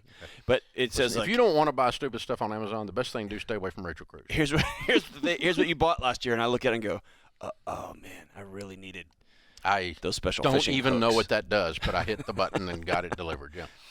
Oh, all right. David's in Dallas. Hi, David. How are you? Hey, Dave and Tom. It is great to talk to you and pick your brains on something today. Sure. What's up? Well, I'm 56. I've got $228,000 in 6 different debts, including 2 student loans, my wife's undergrad, and then my Parent Plus loan for my kid, who has been on your show doing a debt-free screen back in 2018, and then also master's work that I did. And y'all are so educated up around there. I hope you're making money. What's your household income? About $150. Well, that's good. Okay. Actually, about $160 now, come to think of it. Okay. So what I'm trying to figure out is, given my age, given the debt level, is it wise for me just to stick with baby step 2, or to go ahead and start putting some into Roth to start making some headway there? What do you and your wife do right for a now is living? Retirement. We both work in education. She's a teacher, and I work in IT. What do you do in IT? I'm a director. I manage email, voicemail, telephone systems.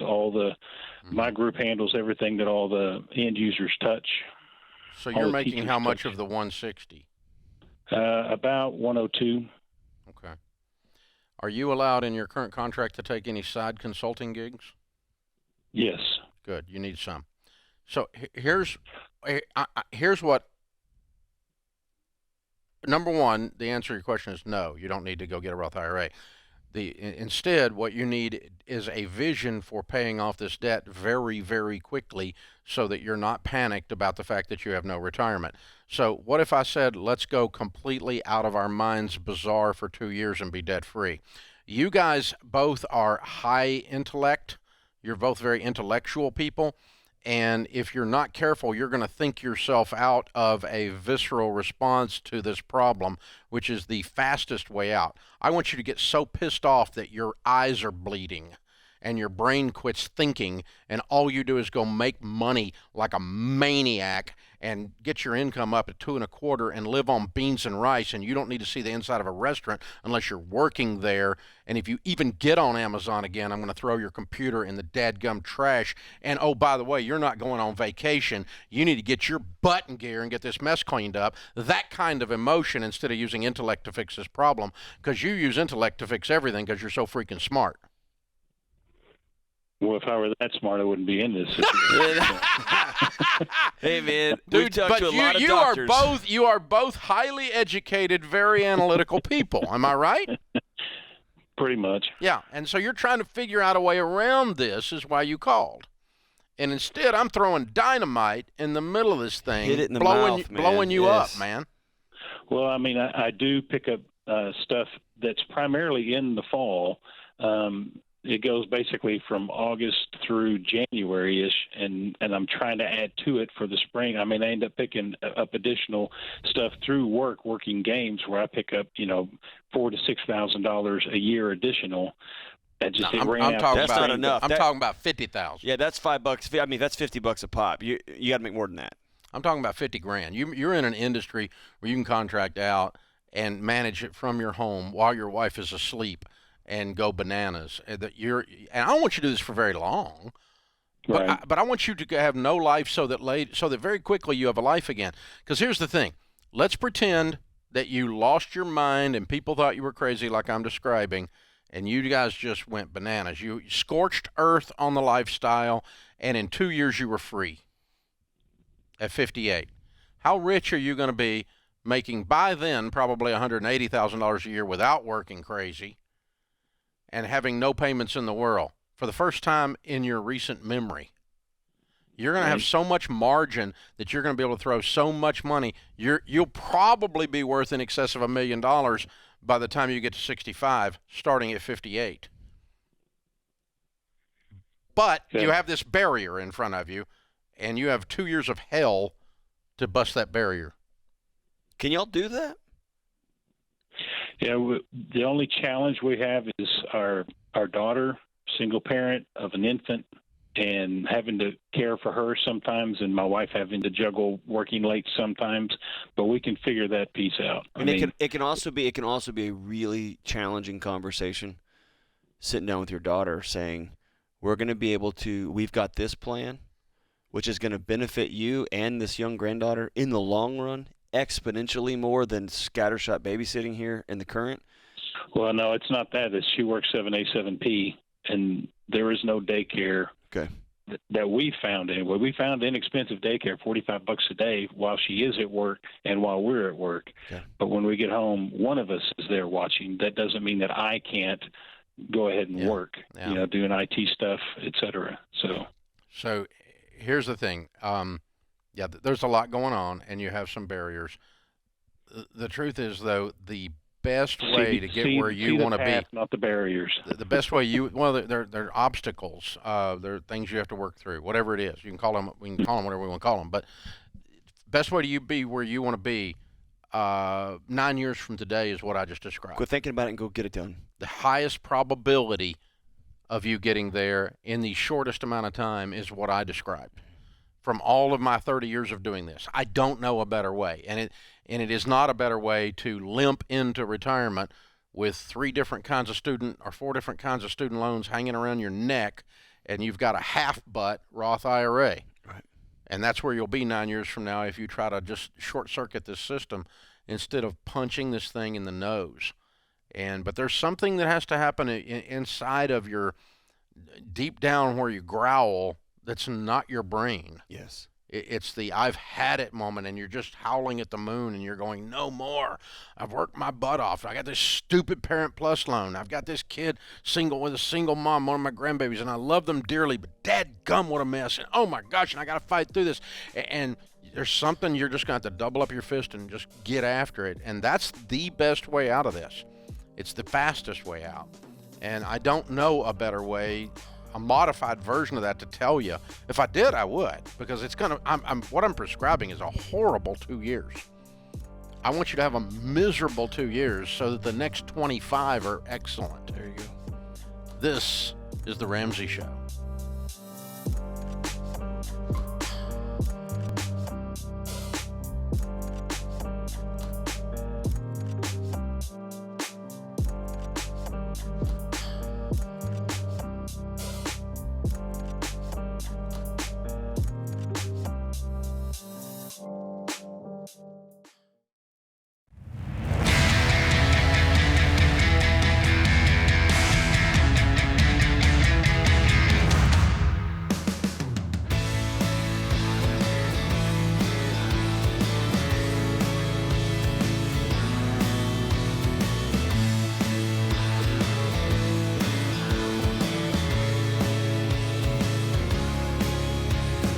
Dr. John Deloney, Ramsey Personality, is my co-host today in the lobby of Ramsey Solutions on the debt-free stage. Kyle and Corinne are with us. Hey, guys, how are you? Great. How are you? Good. Better than I deserve. It's so good to have you. Where do you guys live? Bellingham, Washington. Bellingham, Washington. Bit of a haul to Nashville. It was. Well, it's good to have you. Thank you for joining us. How much debt have you paid off? $273,000. Woo! How long did that take? About 5 years. Good for you. And your range of income during that time? About 92 to 140. Good. What do you guys do for a living? I'm a police officer. And I'm a part-time speech-language pathologist. Very good. Cool. So 5 years and $273,000 in Bellingham, Washington. Was that your house? We're weird It people, was. Dave. Look, talking to weird people. Yeah, I love it. Very cool. What's this house worth? Right now, it's around $750 probably. I hate it when that happens. I love it. How old are you two? I'm 39. I'm 38. Not even 40 with a paid-for $750,000 house. Yes. Y'all are truly weird. How much is in your 401ks, your retirement stuff? Enough to probably tip us over to that everyday millionaire status. Way to go. Baby steps millionaires. Woo! Look Wow. at you. You did it. Man. And not even 40 years old. No, and by the way, a police officer and a part-time speech path paid off their house before 40. Not brain scientists. They're not fixing rockets. No. Actually, you're fixing neighborhoods, which is harder, right? For real. But yes, we're not making millions of dollars here, man. And they figured it out. Dude, I got to hear the story. What happened? This is incredible. Yeah, how'd you do this? So we bought a new house, and we kept our old one as a rental because that's what people do, I guess. And then about a year into it, we decided that was not really good for us. So I started researching whether we should sell that house or not. And that's how I tripped on your materials. And after that, we decided to sell it. We put all that money down on our current house, the new house that we bought.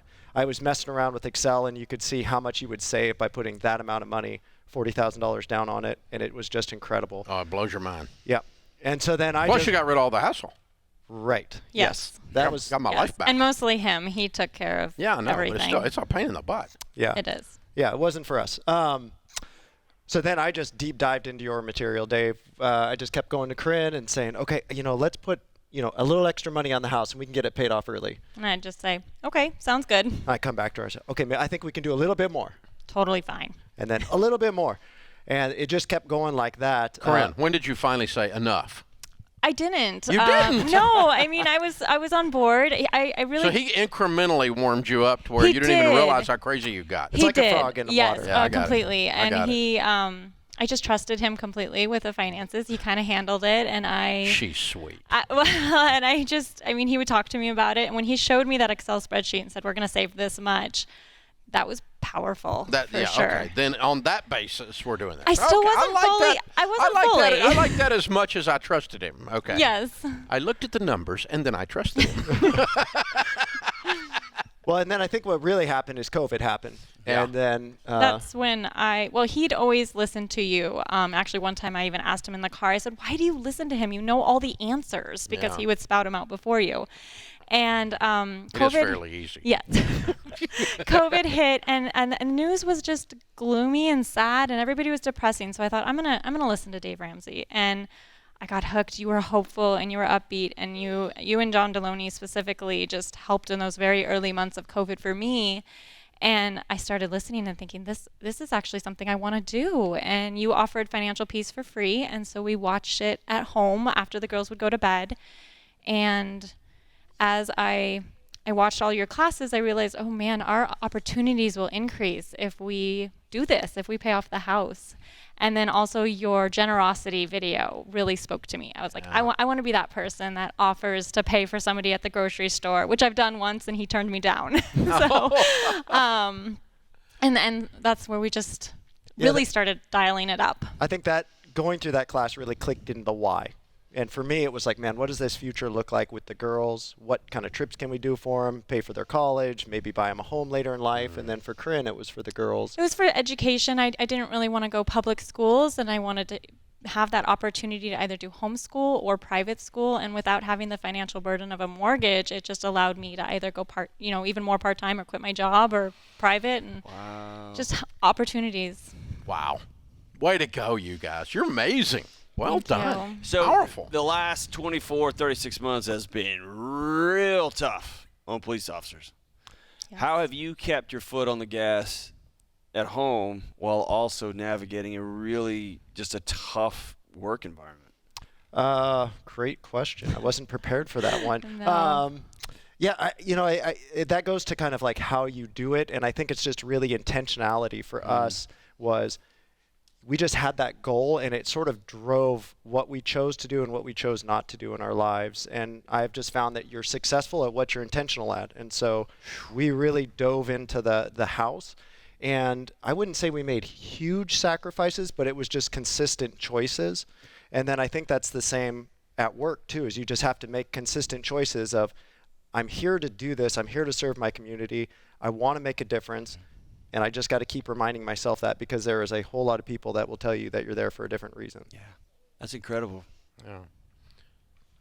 I'm not, I read the other day, a guy said, I'm not responsible for the narrative of me that you have in your head. That's right. But that idea, if I tell you what, you just summed up therapy, you summed up workout programs, diet programs. Goals are a function of what you're intentional about, period. In business, you just summed it up right there. That's incredible, guys. Well done. You're not even 40. Well I don't know how to wrap my head around it. It's yeah, it's beautiful, beautiful. Pretty exciting. How's it feel to not have a payment in the world? It feels great. Yeah. It's still a little weird. I have to admit, I haven't really felt it yet, but yeah, I don't know. It's kind of surreal. It's very surreal, and to not even be 40. And I think both of us secretly had a little goal to do this before we were 40. So Not a secret anymore. Yeah. It's not. The secret's out. You did it. No. Whoop, whoop, whoop, whoop, whoop. I love it. I can't wait till Kyle, you're going to pull somebody over in about 6 months, and they're going to be like, ooh, millionaire, give me a ticket. And they'll be like, that's what I'm talking about. It's That's going to happen. That's going to happen next week. I can't wait. Oh, my gosh. Congratulations, Hard guys. to be intimidating now. Well, that's always been hard for me. But, Oh, my goodness. Well done, you guys. We got a copy of Baby Steps Millionaires for you. You should be in the book. You did it exactly the way that is laid out here. 5 years they pay off their mortgage from the time they set the goal.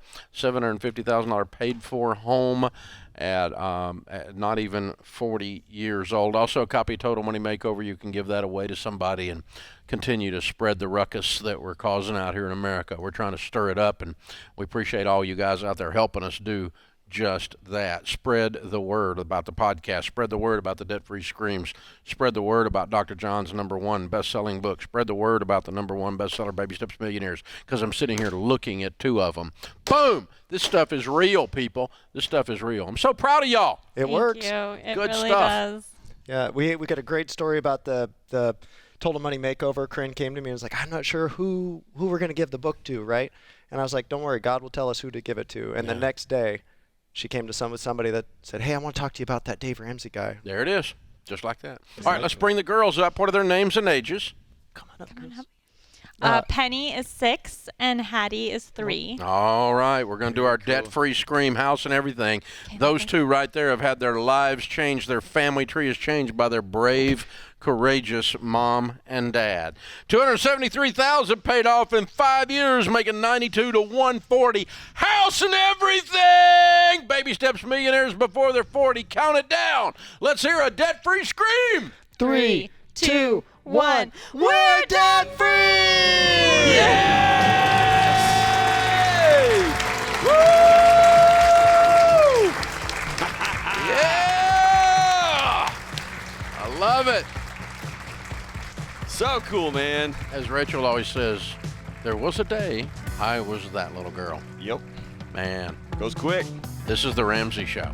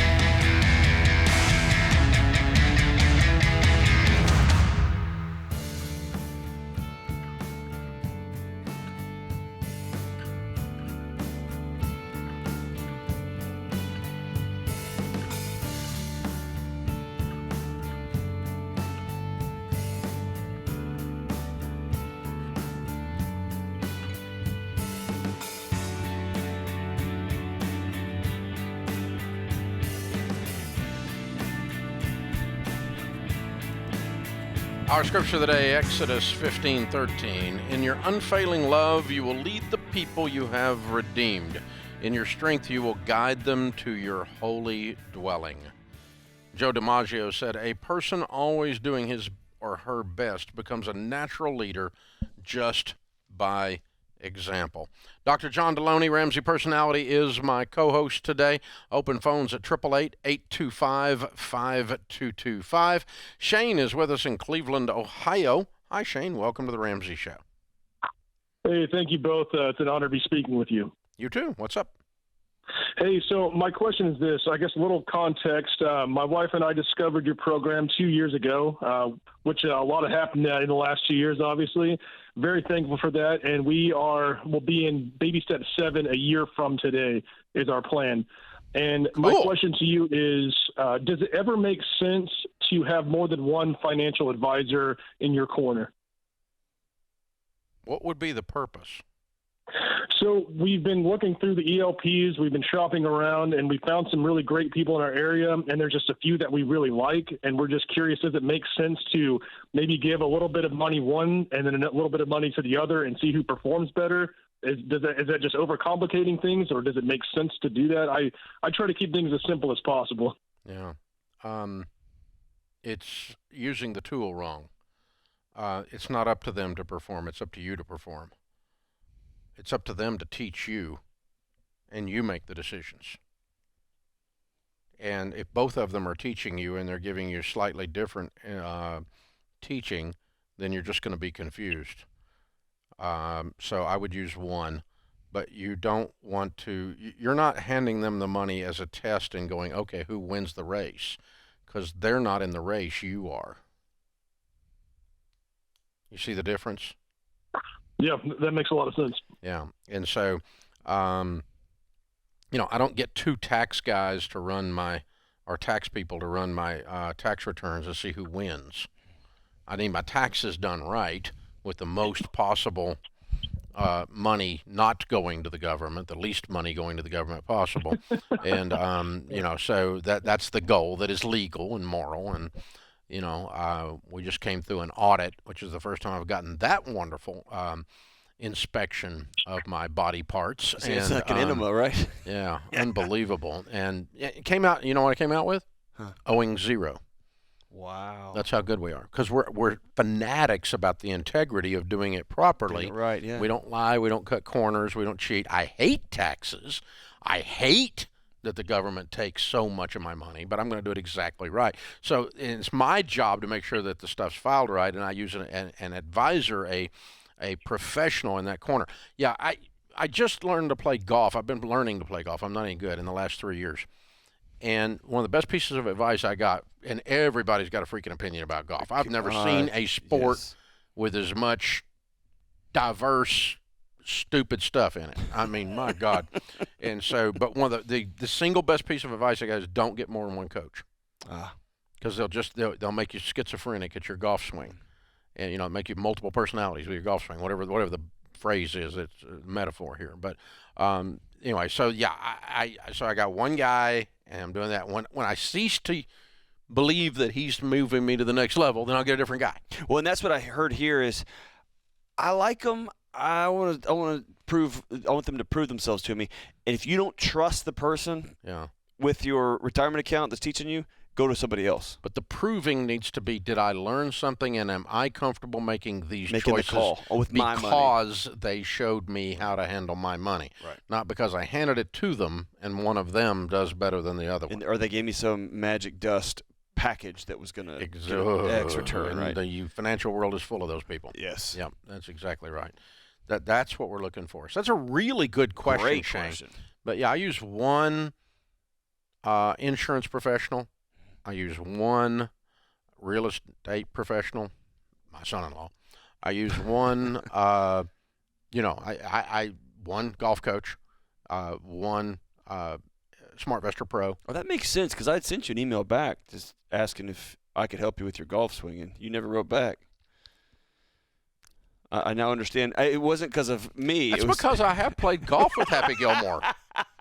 You know the running swing that Gilmore has as he runs at the ball with a driver? I'm not great. This is John. I'm not great. I play with John, and John drove a 310-yard green. On the 18th green, he drove the green, 310 yards. The rest of the day, he drove the woods with style. Hey, man. I mean, I'm not great. I don't know how many balls he started with. I know how many he ended with. I borrowed somebody's clubs because I don't have my own. And a week later, they like, hey, man, you owe me like $20. Yeah, you tore up my clubs. In balls. Yeah, you used up their golf ball. $20. Hey, man, I sent golf balls all over I don't America. know where. No, that was $200. $20 wouldn't have bought those golf balls. I'm not great, Dave. I'm not great.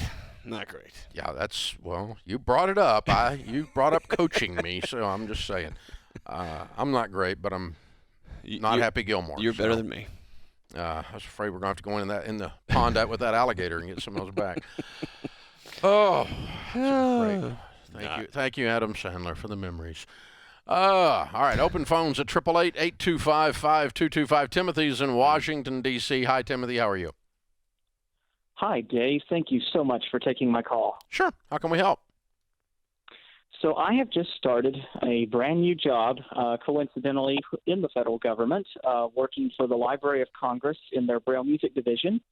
And I am very illiterate when it comes to benefits and retirement and stuff. I've heard my parents talk about it, but I never actually pursued it very deeply to learn all the ins and outs of what each thing means.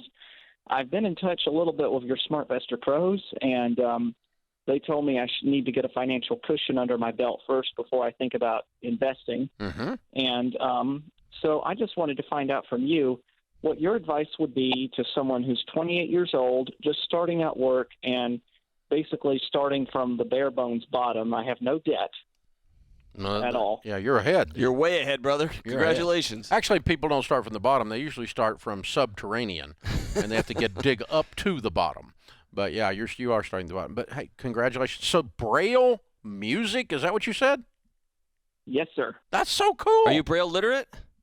I'm assuming so. I am. Very cool, man. Are you sight I was impaired? born blind. I'm sorry? Yes, I am. I'm totally blind. Okay. Wow. Good for you, man. That's a great job. What a rock star, dude. That is so cool. All right, so the process will not be any different. And so what you're saying is that I don't even have the basic tool set. I need a starter tool set to get going with this whole money thing. Agreed? Well, I've got financial peace. You do? I'm in the Ramsey Plus membership. Okay. Club, so yeah, obviously the audio of all of that is very valuable to you then. Oh, yes. Yeah. And then I do have access to some of your books electronically. There's a website called Bookshare that has a lot of your material. Yep. We tried to make sure they get it, so that's good. And we appreciate them carrying it. So good. Okay, so that's it. I mean, you're going to work the baby steps. You're going to make sure you have the proper insurances in place, and that's one of your lessons in Financial Peace University. You're going to, make sure you get your emergency fund in place, which is what your SmartVestor Pro told you to do, and then you're going to start investing in. You said it's a federal government employee, right? Yes, sir. Okay, so you got the TSP available to you, and when you start doing that, you're going to investigate. You're probably going to want to do about 80% in the C, about 10% in the S, and about 10% in the I. That's small company and international. The C is common stock. It's about like an S&P 500 fund. And if you put money in those for a couple decades, you'll probably be a millionaire if you load them up. That's awesome, and man. So you'll be on your way. And you're right on track. You're a neat guy, man. That's so cool. I'm glad to hear that. I didn't even know that existed, that the Braille music.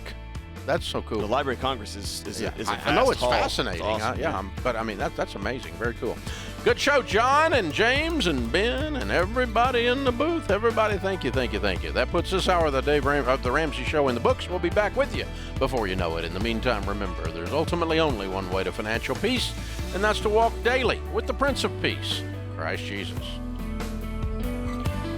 Hey, it's John Deloney, co-host of The Ramsey Show. Did you know over 18 million people listen to The Ramsey Show every week? A lot of those people listen on one of our 600-plus radio stations across the country. To find a station near you, go to RamseySolutions.com/show.